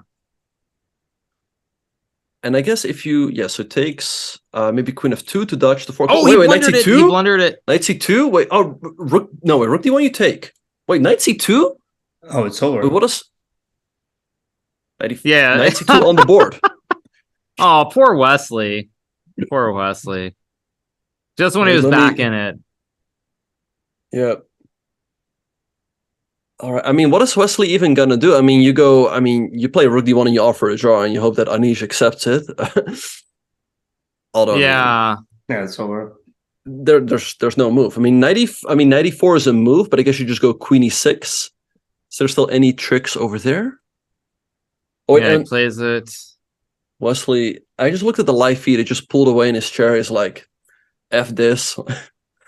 Yeah, I mean, I have to say, I mean, that's the thing. Like the Armageddons, on one hand, it's like if they don't go it's like I said the other day. If the Armageddons are going your way, it's like you're a big fan of the format. But if they're not going your way, it's just like, I mean, it's just like the most unfair thing in the world. That's just like, yeah, I mean, it's really hard because if things are going your way, you're like, it's a great format. I'm really happy with it. But if they don't go your way, it really kind of sucks too. It's very weird. Yeah, it's a very weird situation. I guess the thing that you dislike is the fact that you've drawn the game, but it still feels like you lost because you lost to Armageddon. Is that it? Well, yeah, exactly. It's like you did everything right, but then like the coin flip, you lost the coin flip, and it's like it just doesn't feel it doesn't feel right. So like I said, like for me, like I have very mixed feelings about it, and pretty much my feelings are going to be like it's either great or it's terrible based on how I do in the Armageddons. But it's like Wesley. What has Wesley really done? Like for example, Wesley's a great example. If I hadn't messed up that Armageddon game against him, he would be 0-3 in Armageddons. He had 3 draws, be coasting along, very solid result, and he would have lost 3 Armageddons and literally be in last place. And that doesn't really feel kind of right either. So it's very, very hard to judge.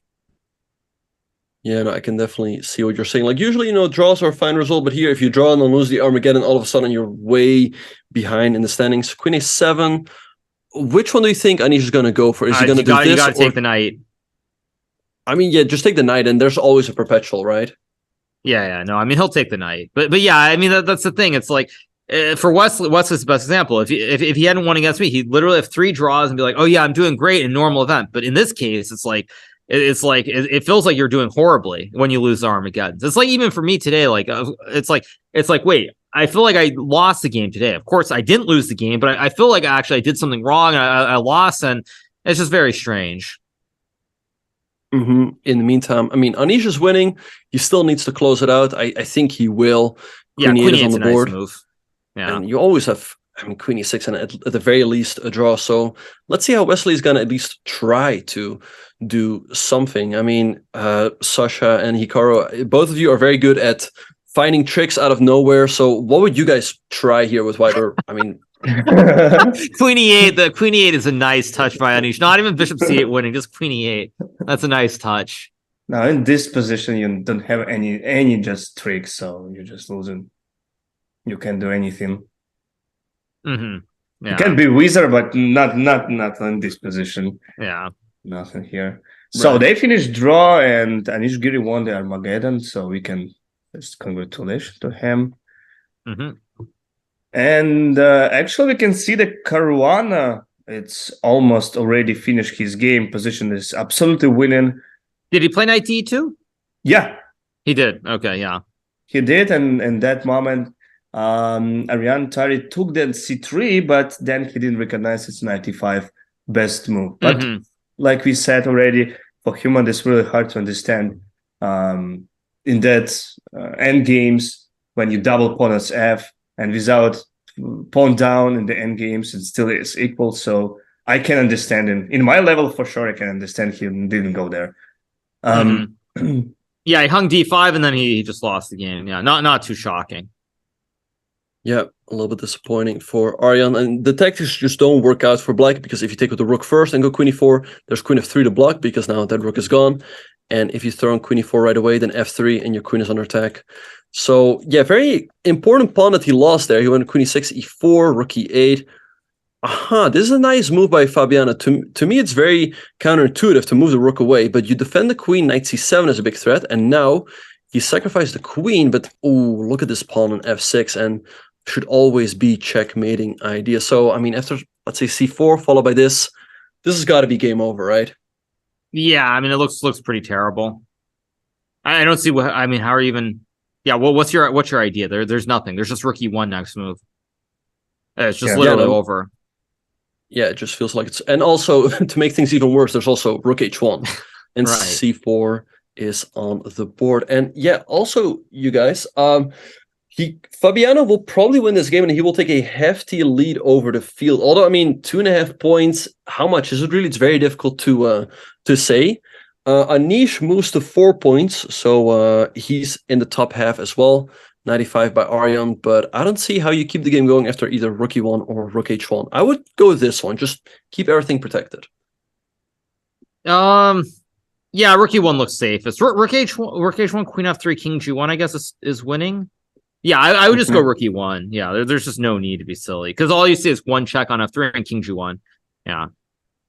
It's like last moves, last chances. Maybe something happened, but he already understands he lost the game.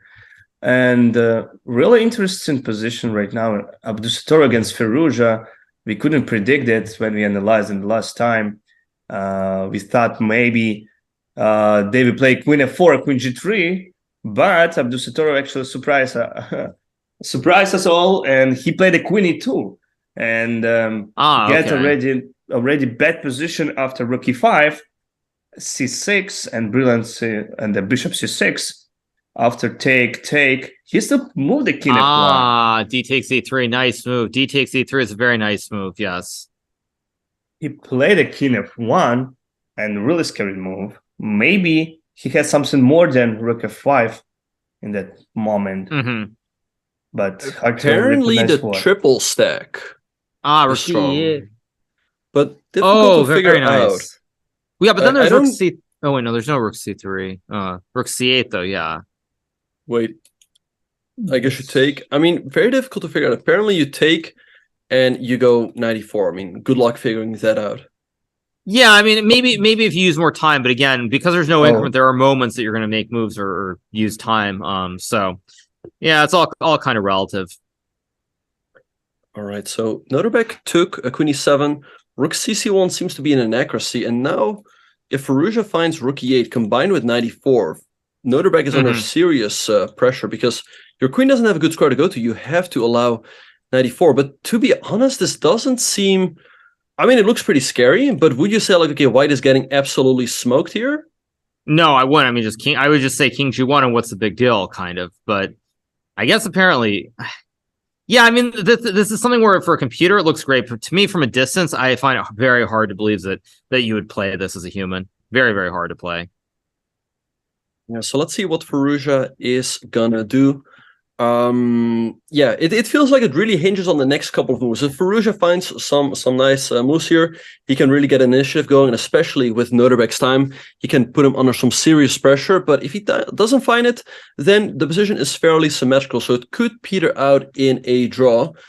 In the meantime, Fabiano Caruana has won his game, so he jumps to the lead with 7.5 points.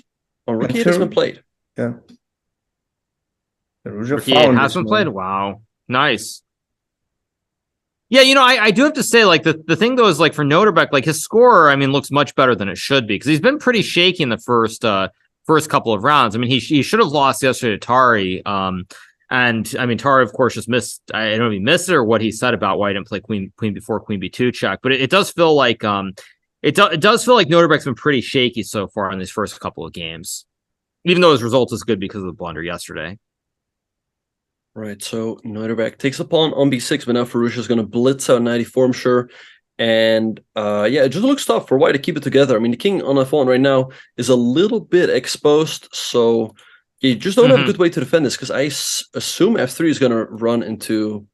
Or is this just a draw? Wow, you go... Okay, difficult to say what is going on. I don't know. What do you guys think after f3? I mean, it feels like black.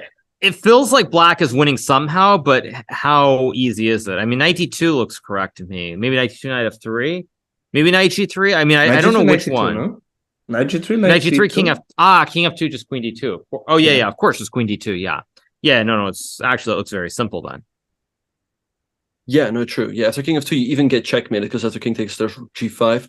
So here you win an exchange, and that should pretty much be it because white's king is also super weak. And we have knight e4 on the board. I mean, Neuterbeck's got his work cut out here for him. He's down to 10 minutes. He needs to make another 7 to get the increment, but it's only 10 seconds per move. So Hikaru, I mean, you know better than everyone. Like, what would you say the percentages are right now that Firouzja is going to win this game? I mean, the time is 10 minutes, but they're already on move 34. I think Firouzja's chances are very good just because of the fact that white's king is weak. And Firouzja basically all he has to look for are tactical motifs because nothing's happening. His king is safe. There's no back rank checkmate. You're not pushing anything there. So I think there's a pretty good chance. I'd say probably like 75% chance, I think, right now. I mean, I don't know how obvious it is. Like, you know, as an example, like king g1, what? Knight takes f2, rook e8, queen e8, and what? Queen c7? Something like this is probably best, I'm guessing. And then it's like, but again, queen c7 is also a very hard move to play because that hangs knight takes h3, doesn't it? Like, I mean, I don't know. I don't know. I think it's maybe even as higher because if queen c7 is the only move, and I think it's pretty close to the only move, then it's very high, very, very high. It's north. I'd say it's 80% plus that Firouzja wins because all his moves are very, very, very straightforward here.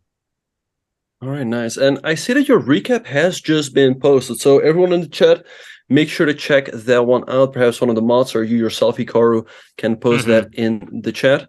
But yeah, Neuterbeck down to 9 minutes. But yeah, this position right here, it looks pretty tough because I don't see a good way to bring this queen back. If you can magically put this queen on g3 or something, it's not too bad. But right now, it feels like black is just having a party. And also this knight on a4 is kind of offside. So I think that's really the problem Neuterbeck is having right here. Yeah, I mean, I think if queen c7 is pretty much the only move, there's no way he's going to play queen c7 because you're just running into knight h3. There's queen e3. I mean, it just looks horrible. Rook f1 is the move that looks right, but then yeah, it takes and rook g5, king f2, and queen e4 or something, right? I assume it's queen e4. Yeah. I mean, this knight on a4 is just so far away from all the action that it's just a total disaster. Disaster. Can I just sacrifice queen for rook and knight and try to make some fortress like rook c3, rook f3? And try to hold that way. No, not oh, here. sorry. It went knight f2. Just take and it, just queen f2. F2. Can I try this? I know you this can, seems... but it's not going to work just because I have a 3-on-2 on the king's side. Like I just go like queen e4 maybe. Just rook c3, then I don't know. And just like f5. I mean, yeah, but you can go queen b1, but the a pawn doesn't matter actually. Because you don't care about the a pawn, but this should be winning just because of 3 pawns, like queen b1, king b1, king h2, f5, or I mean g6, f5. Eventually, you're gonna roll the pawns. It'll go f5, f4, g5, h5, g4. I think. Yeah, this is not a fortress. No, definitely not. Yeah, hard to believe I can do something, but yeah, no, there's no way this is a fortress. Yeah. What if trade G pawns like G to G and put my king on f1 and knight on e2? Wait, what? Neuterbeck played rook cd1. I mean, the winning. Wait, knight what? f2. Oh my god. Oh, knight h3. Wow. Oh, knight h3. Oh man. But that's a pretty basic tactic for Firouzja. He's gonna find it 100%. If he doesn't miss, if he doesn't see it, I'd be kind of really shocked here. And, yeah, this is not a tough move. But I mean, this is what I said. Like Neuterbeck's score is looking very good yesterday, but I mean, he wasn't great. He should have lost to Tari. Like he has not played great chess. So on the one hand, it's actually not all that surprising to see. But really, I don't understand what he thought about when he moved queen e2. Probably he blundered DE, but if If not DE2, you are not even close to be better. Everything, what can you do? It's equalize the position. So that's actually was surprised the decision made to queen e2. Maybe he nervous or something, or he didn't see the queen f4. Maybe he's carried g5. We don't know. Yeah, I mean, I don't really know. I don't know. And knight f2 is played, so yeah, we're gonna have a pretty short day then. I think this game's gonna be over pretty soon.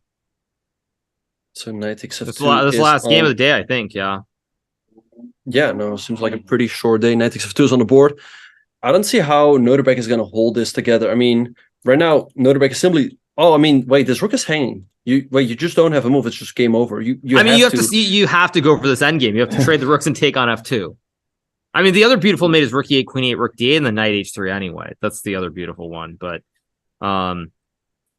yeah. Maybe that's what he missed? Because the other one, there's also knight g4. So maybe he just missed altogether that this is a checkmate. Yeah, I mean, maybe. But again, it's hard. I mean, a player of Noterbeck's caliber, I mean, this is not very difficult. So I think, I mean, the way I look at it, I think Noterbeck's just a little bit off, and it looks like it's going to be a rough tournament for him. I mean, mind you, he got that win yesterday. I forget that he actually did win yesterday, but still. Right. And yeah, Hikaru, tomorrow is a rest day. What are your plans for tomorrow? I mean, do the organization even have anything planned, or do you just do you plan to stream, or what are your plans? Yeah, so apparently there's some activity. They haven't said what it is tomorrow. So there is an activity early in the afternoon, so I'll be doing that, and then of course I'll come back. I'll be streaming, of course. Probably I'll be on Twitch tomorrow, but I'll be back streaming. So it's it's back to my regular job on the rest day, and those are my plans pretty much. Go do whatever the activities are, come back, stream, and then focus on, I guess, playing against... I think it's Anish that I play, but I could be wrong on that. I think you play Anish, yes, with I guess with Black.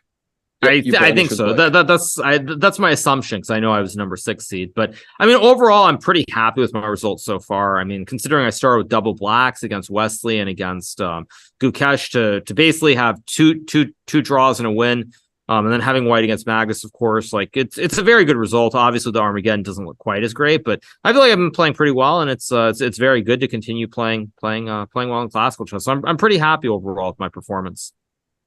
Yeah. Oh, seems like it's over already. He's still thinking, but yeah, it's been a very, very short day. It's kind of strange, actually. Like it's been so short. Definitely not what you expect when all these players are playing. But I mean, I guess you had a couple players, like my game wasn't much of a game. You had, it seemed like Shaq and Gukesh a little bit tired. They weren't really fighting hard. So I guess it's going to happen sooner or later.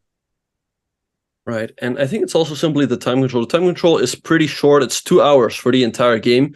I mean, that means that the players have to speed up. That's why we see mistakes, or maybe sometimes they just want to take it easy. But yeah, it's definitely not a day like Tara Steel, where we could be sitting here until tomorrow watching some rook endgame being played out. But yeah, it seems like this one is coming to an end pretty soon. I think Noterbeck's probably just going to sack the queen and fight it out, but there's no doubt in my mind that Firouzja is just going to win this one, and there we have queen f2 on the board. I think this one, why not just throw in a check? Yeah, I mean, this is... I guess is Noterbeck... But see, there's the other problem. Don't forget, Noterbeck doesn't get any more time. So this is literally being a masochist, because he gets 10-second increment, but he's down 15 minutes on the clock. So, like, it's not a fortress to begin with. You're going to be suffering under time pressure, too, and this is really just being a masochist, in my opinion, to not resign here. Like, if you're going to get 30 minutes or something, I could understand it, but with no extra time being added just to 10 seconds, I mean, this is literally just pain. No other way of explaining it, and no other way of putting it. This is literally just pain. Well, chess is suffering, Hikaru. I mean, that's one way of looking at it. But yeah, I mean, I would just resign here with no extra time being added, because you're basically going to be down to 2 minutes and suffering to find moves in a position that is also losing with no counterplay. So it really is just asking for it is asking for pain, no doubt about it. Right. And Sasha, what were you going to say? I think it's just resigning good ideas, because tomorrow rest day, you have to take a time to rest. I don't know. Don't think about you lost this game. Maybe not even analyze. but just taking more time, I don't know. But if I play it, of course I will never resign. And I try to make some fortress and believe of that. Maybe that somebody, of course, I would like say disconnected, but not in real chess. Queen b5 in the board, and now just even I don't have a time to put my rook in the chart. Right. Yeah, I mean, I think the main thing is just you're basically going to spend an extra 30 minutes to an hour. And I mean, I get these are kids, so they're much younger than like I am, but you're just going to waste 30 minutes to an hour, like getting more and more upset at yourself is what I feel like is going to happen. You're just going to be like, it's just literally getting angry about what you've done as the game keeps going on, and you know you're going to lose. So that's why, I mean, for me, I would just resign here because it's just like, what even is the point? I mean, maybe I'd play a few more moves, but still, it just really doesn't feel like fun. I wouldn't say it's, completely interesting. I think it's fine that he's still playing on. And like you said, they're still kids, when sometimes when all three of us play in Arena Kings and you're racing against the clock, then you're like, dude, resign. But if it's a kid, you're like, well, I understand that he's playing on. So I think that's the case here. And Firouzja doesn't have a direct way to pick up another pawn, right? Right. I mean, probably I would just go G5 or something. Just start rolling the pawns on the king side. Because the knight also is out of play too. Although I guess if you get knight c3, knight e4, maybe you can hope for something. So probably I'd play queen e5, just make sure the knight's not going anywhere, and then start pushing on the king side. Although someone pointed out in the chat, like, do you guys eat in the hotel or do you guys eat in restaurants? I mean, by the time they finish, all the restaurants might be closed over there. Well, first of all, Stavanger is a very small city, so there aren't a whole lot of restaurants. The downtown is very small as well. But here at the hotel, everything is provided. So they basically give us breakfast, lunch, and dinner. And the restaurant stays open for as long as the games go. So there's no issue with that whatsoever. But people don't generally go out. I mean, I think in all the years that I've played here, I've maybe eaten out at like one restaurant or two restaurants, which is very rare for me. So I usually am a connoisseur of food, and I like to think that I'm like Gordon Ramsay. So I usually go out in a lot of places where I compete. But here, maybe once or twice is all that I've eaten out.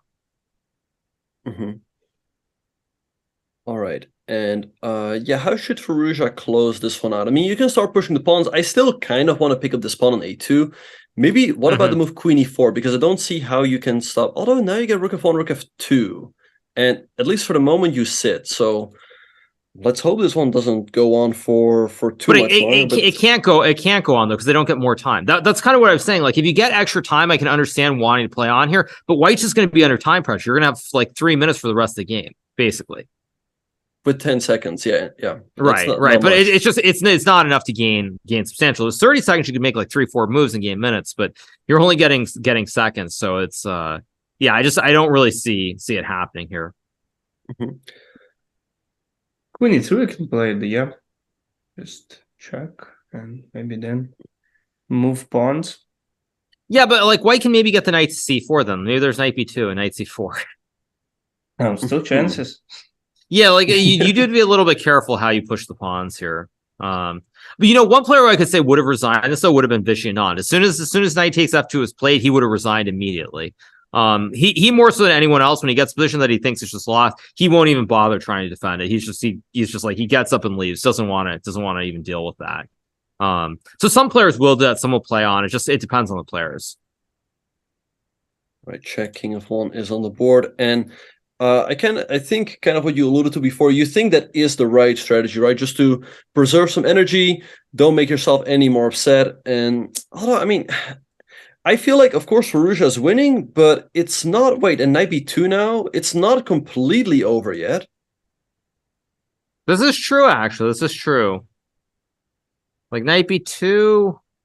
Like, you can do this, for example, queen here and a4, but you're not too unhappy about the trade of all of these pawns. Like, now it's all on one flank, and it should be lost, but, we could be here for a little longer. It is losing, but yes, that's the best you can hope for.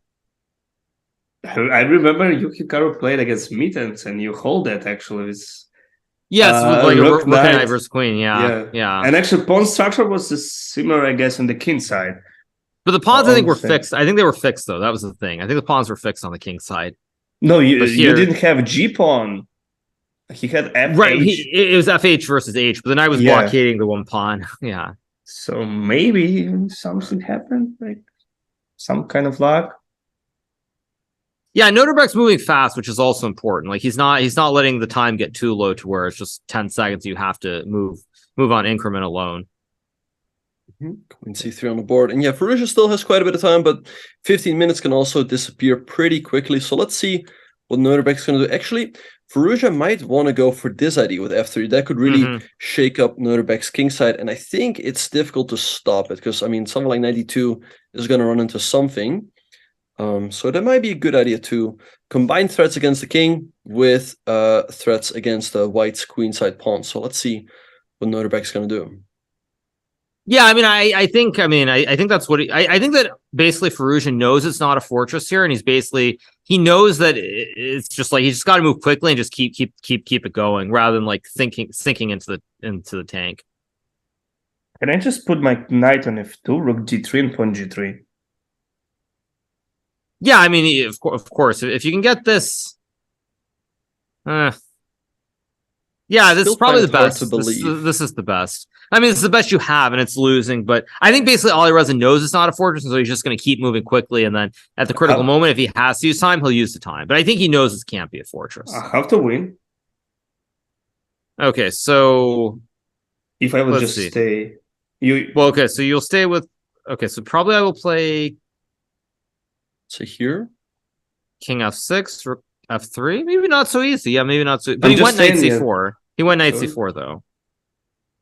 Yeah, okay. That's. But f4 now, how do you keep it together? f3 is coming very quickly. No, knight d3, knight f2 is very interesting. Like it has to be winning, but you don't see it right off. Yeah, and the annoying thing is in these positions, there are still too many pieces on the board to figure it out with a table base. So right, I guess you'd have to actually analyze it pretty deeply. But I'm sure if you put this into a very good computer, it might just say like plus 20, like black is winning, like this, and right, that. Exactly, yeah. No, probably it would say that. Yeah, but no, but now I think now it's just losing though. It has to be losing. I guess f4 is the way to go to shake up white's kingside. And yeah, Hikaru, how many times have you actually played Norway chess? Like, is this your how many Norway chess? I have played this. So he goes a4. Norway chess. I played. What was the first time I played? I think I played Norway chess from the first year, which is I think I played 2012, 2013, 14, 15, 16, 17, 18. And this year. So that would be 8 times, if I'm not mistaken. I think I played every year through 2018. I think the first year was 13, if I'm not mistaken. I can double check. Let me see. It was 2013. Yeah. Norway Chess 2013. I think that was the first year. Yeah. So I think I played every year up until 2019, if I'm not mistaken. I mean, someone can tell me. But actually, I can check myself. 13 I played. 14 I played. Yeah, 14 I played. Or wait, no, 14 I did not play, actually. No, 2014 I didn't play. So I played 2013. I played 2015. I did not play 2016. Oh, so I played 13, 15, 17, and 18. So this is only my 5th time. So clearly my memory is going, evidently.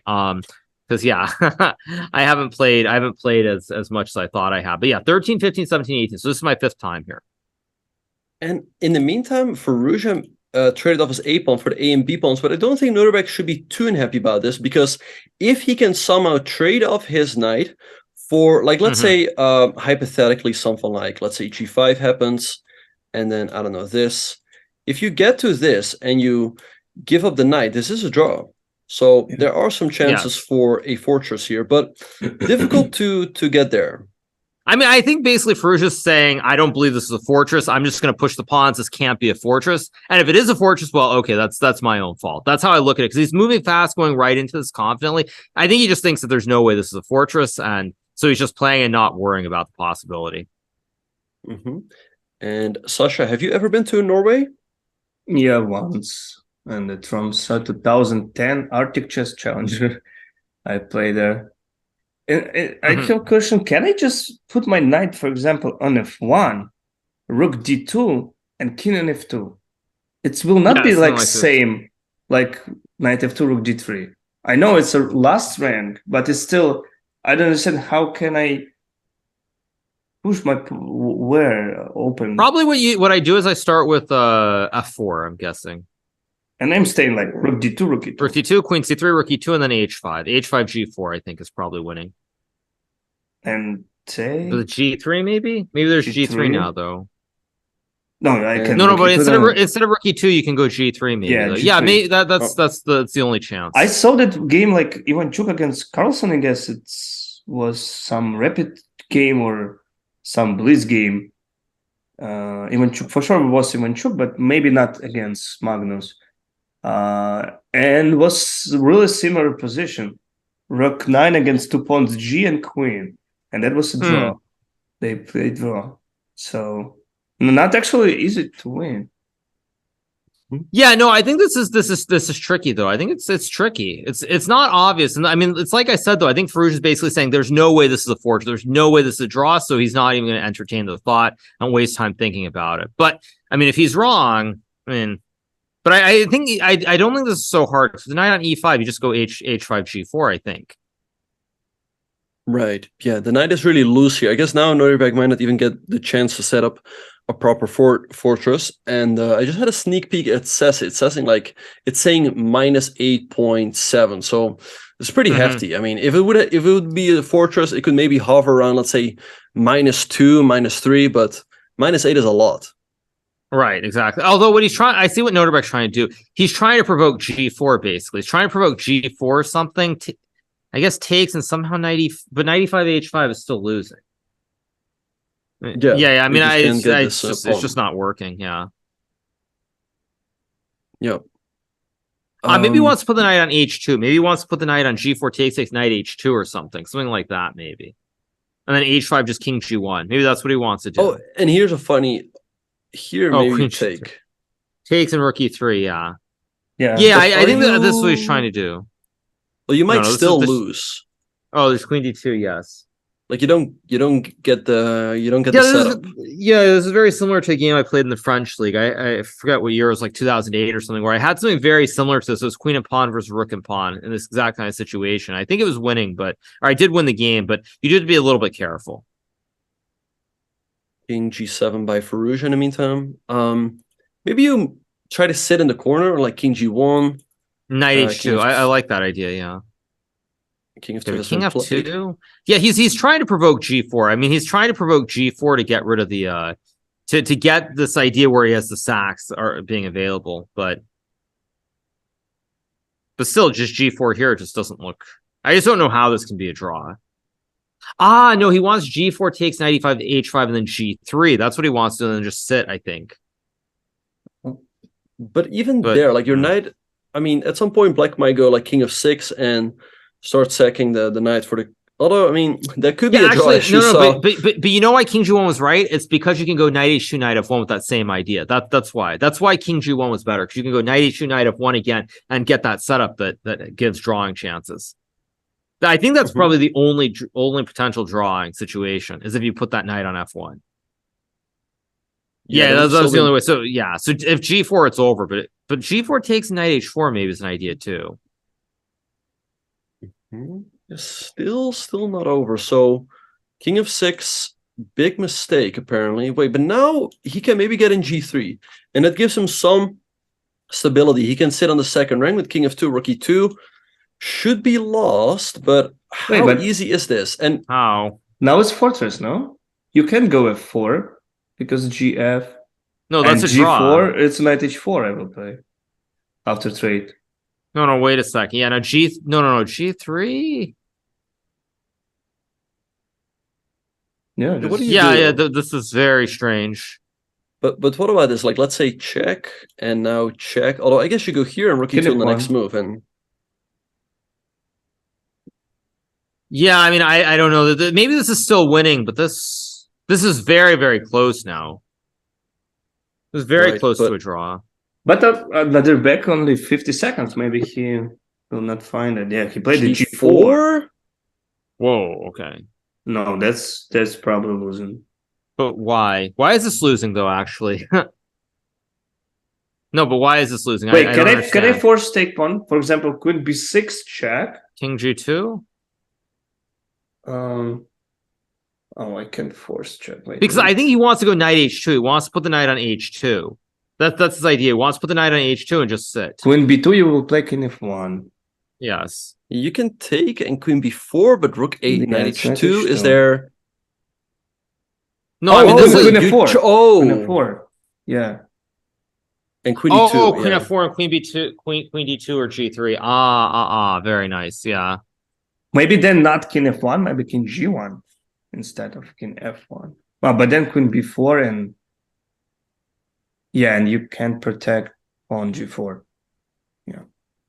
Yeah, no, I mean, yeah, but this got way too close. Way too close for comfort, I think. No, but queen Yeah, B6, maybe you go king G3. But then can I Check. king King g2, King and G2. the same tactic, take queen Queen f4. C2. No. You're right. That still works. You're right. Yeah, No, and you're this right. is Yeah. good. So then it's still winning. Yes, you're right. Yeah. Okay, king g3 play by Noderbeck, but I think now it's just over now. After queen c7, take and Right. queen f4. Yeah, I mean, I think there's almost no chance that Noderbeck Wait, or maybe that king Alireza f2? misses it. If you take the rook g1. Then H5. But takes Then G4 take or rook G3. King E6 though. Yeah. I mean that's never a fortress because you can't. You're gonna lose the pawn. You have rook h1. And then rook g1. No, rook Yeah, H1. I mean, Yeah, rook H1. Only try. Yeah, it's just lost. Still H5. Yeah, it's not enough. Yeah. All right. Queen e6, king f2 on the board. All right. So now Firouzja can just take. I think he should. He should not let Noderbeck trade here Mm-hmm. because he is going to pick up the pawn on g4. Yeah, I think G3 was a draw. As I'm thinking about it more, I think there's this very likely that was just a draw, just an easy draw. But yeah, that's how it goes. Yeah, one it's tough when idea you're- is if I will play h5 somewhere, yeah, in g4. But then still white will move knight h4. Yeah, I think that was a draw. I suspect it's a draw. Because I don't see how you make progress. I mean, the only way to make progress is to go h4 somewhere, gh4, and then g4 maybe. But Feels kind Very, of risky very because difficult. you're liquidating a lot of pawns. mm-hmm. No, I think it probably is a draw. But also this thing, if Noderbeck got 30 extra minutes, I think there's a very good chance he would find it. But he doesn't get any more time, which is also why earlier I said it's kind of being masochist to play on because you don't get the extra time, so the pressure just keeps building. Right. And yeah, Hikaru, I was just curious. So yeah, you're playing this tournament. You're going to play the Grand Swiss. Yes. Are there correct. any other tournaments you're planning to play? Not as of right now. No, I don't have anything planned. For over the board at least. We'll see. Maybe something will pop up in the back half of the year. But at least right now, it's my only classical for some time. Mm-hmm. And yeah, are you going to play the same Lewis events? I guess after the 960 again, right? Well, I mean, when even is that? I don't even know what that stuff is. It's like September, very, very far away still. So yeah, I haven't really thought about it much. I mean, I'll probably think about it after this tournament, of course. But for right now, I mean, this is my focus. Just want to keep playing good chess in this event and see what happens. Right. In the meantime, Firouzja taking his time. He's just double checking if this is really winning. It should be. I'm sure he sees it, but you do trade off a lot of pawns, so he just wants to make sure that Noderbeck doesn't have a last trick there. Right. Yeah, I mean, I can't see any trick. I mean, there can't be a trick. It's just it's hard to think there will be a trick, but I just don't see it. Maybe try to make double pawns on G, like FG, HG, Queen F4, Rook G1, H5, King E2. Right, that's what I was saying too. But I think there you can even just go H4 and then walk the king all the way around and use the H pawn. There should just never be a draw. Yeah, he plays Queen F4 as expected. Yeah, this should be. Yeah, you're right. The only way is to somehow try to get the double pawns where we can go like knight E1 and just hold on. Only chance. Wait, but even so that's probably losing. Oh, wait, King G2 I couldn't play. H5, King G2. Like this. Yes. King F2. That's a nice Yes. trick. Let's point that out. So rook g1, you want to go h5, king g2, because you kind of take with the queen, because you win back the Right. pawn. And that's what he's doing, by the way. He's gonna do. That's exactly what he's doing. He's gonna set this up, but the king's gonna be on the g file. Yeah. Now he's gonna go rook g1, h5, and king g2.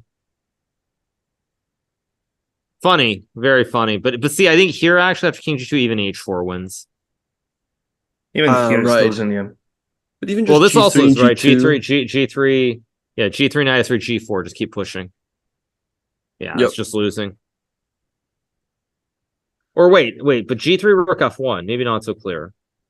Well, I mean, you get to queen versus rook, which No, I'm saying is... after G3, you don't go knight f3, you play rook f1. Oh. That might be a draw, actually. Oh, nice one. Oh wait, queen I e5 go here. and Nice. Okay, nice. Yeah. And then g4. Yeah, and then g4. Yeah. No, almost. All right, so we have king g7, rook g1, and h5 on the board. With that, if you take, then there's g4. But Notenberg keeps fighting to his credit, plays the move king g2. Again, you do not want to take the queen because we go king f2, and all of a sudden this is a draw. But I'm sure Firouzja realizes that and is going to take with the... By the way, you said maybe even h4, but, I wouldn't... Although, if you... No, h4, I can play king f2. King f2, right. I will try to cut king somehow. But I assume I can start running with my king. I just go king f6 maybe? King e6, yeah, king d5. Yeah, rook d1 and then king... No, but rook... d1 and then like king c4 maybe? I don't know, c4, maybe c5 is better. Yeah, c5 is probably better just to avoid checks, but rook I mean, A1. this has to be losing. Rook to a1 and then, I don't know, king b... maybe not so simple. Maybe not so clear. Not so simple. If you check, perhaps. and if you... I mean, then the pawn is hanging. Yeah, no, then it's a draw. But anyway, Firouzja already takes the pawn. He took with the pawn, so yeah, it's going to be over. 91 on the board. I mean, I would be shocked if this is a fortress. I think there's no way. It's not. No, just queen e3 and dominate the knight. Just queen e3 and then move the king and the pawn eventually. If switch pieces like rook e1, knight g1. Maybe that's probably a draw. Actually, maybe that's a draw. I don't know. Wait, is it? So let's have a look. So let's say you go here, and knight. Yeah, this is probably a draw. Yeah, yeah. You're gonna just start waiting with the rook. But wrong setup here. Yeah. And I mean, I find it hard to believe that Alireza won't finish this game pretty soon. Yep. All right. So yeah, that's a very important win. But how to win? Like king g6, rook f1, queen e3, or what about check? and they can just say rook h1. You will make some sus one there. There must be. I guess this one right here. But now you're really but queen e3 check, queen e3, and then queen e4, yeah.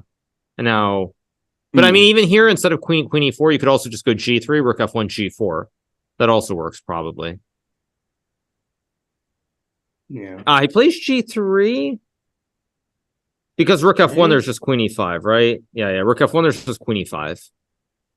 It seems a little bit rushed, though, to push the pawn right away. Although it does make sense to push the pawns up because you really control a lot of squares. And yeah, now queen e2 is a... Yeah, actually, what do you even do here with if you're white? I think you're just going to lose one of your pieces. Yeah, no time, and it's just one. No move. Yeah, it's... King h3 played. Queen f2. Queen f2, nice. And I guess in case of rook h1, you just go g4 and you pick up every piece. So, I mean, it's in Firouzja's style to play queen f2. I'm sure he'll find it. Yeah, it's a nice finishing touch. Yeah, it's pretty straightforward. But I mean, it's kind of amazing that Firouzja did mess this up, though, that he let it get so close. I mean, looking back on this game, that it got that close, but it is what it is. Yeah, and here's the thing. Here's the interesting thing about Norway chess. I mean, this game is still going on. Firouzja is in 8th place, but with this win, he jumps to 2nd place with 6 points. Fabiano, he's on 7.5. And I think for Ruja, he's on 2 out of 3. He's on +1. He lost Correct, yes. the first game to Gukesh, then he beat Mamedyarov, and now he beats Noterback. Too. Mm-hmm. And that is game over. So Faruja wins a nice game and moves to second place. Well, the interesting thing is about Faruja is Anish said this once. He feels like he just doesn't make draws. He either wins or he loses, but he just takes a draw out of the equation. But what is your take on that, Hikaru? Yeah, I mean, I think Noterback is definitely. You're talking about Noterback or Faruja? Noterback, right? No, so talking about Faruja. Yeah, Faruja, I mean, I don't think he minds draws, but I think the players he's playing against are definitely very aggressive players. They're really trying to confuse the situation. I think when you look at it, Shaq played this very wild line, the Queen's Gambit accepted. I mean, today's game, Noterback also, well, maybe the Noterback game is a little bit quieter. I feel like if he gets a chance, he tries to pounce. But if players are playing very slow and boring, I think it's just the nature of what the opening is more than anything. I mean, I guess the first game also was very choppy with Gukesh. Like he was probably winning for one moment too. So I think it's just the openings have been very sharp more than like actively trying to complicate it. Yeah, no, be honest, actually, Noterback for no reason just play Queen E2. Even before he had great positions, had advantage, and. Yeah, I mean, I think maybe Noterback is a little bit too optimistic is what I'm sensing, because of course he's had some great results recently, very close to winning Tata Steel. I mean, I feel like he was wasn't he in serious danger against Anish also in this event?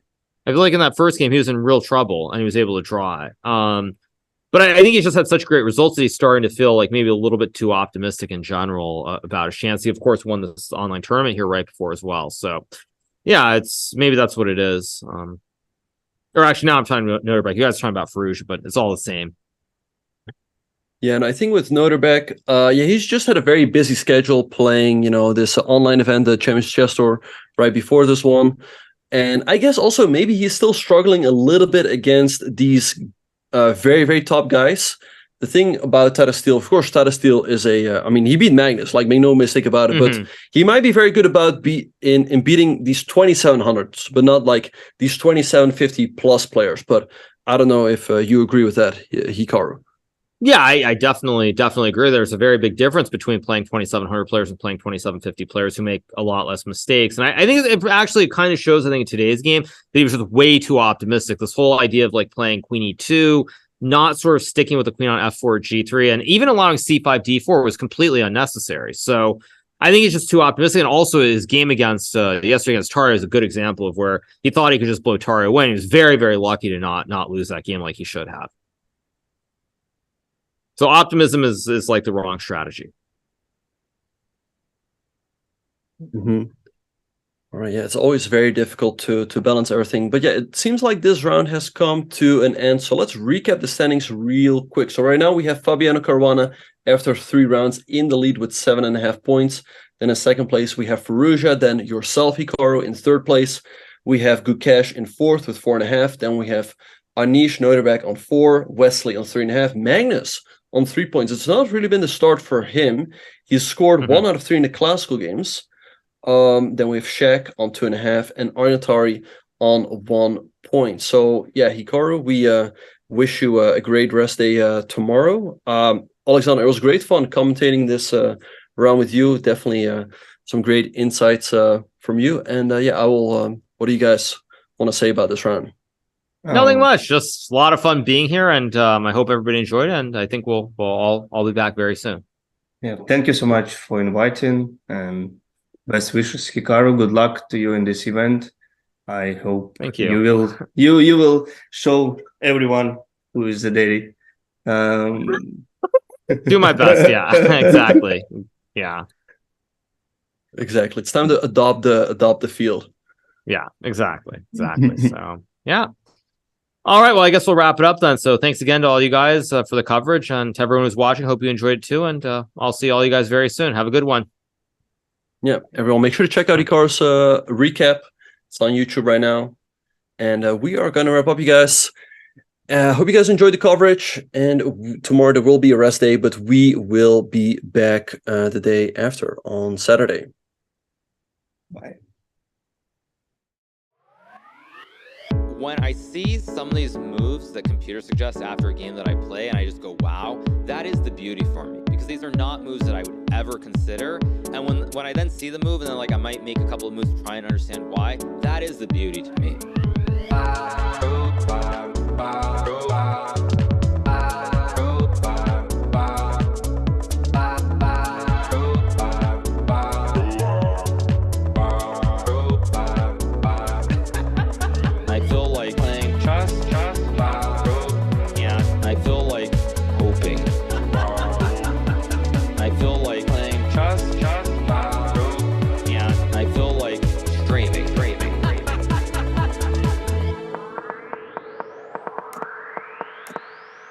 I'm just trying to play as well as I can, and I don't really worry. Like, if I lose a game, it's not the end-all be-all.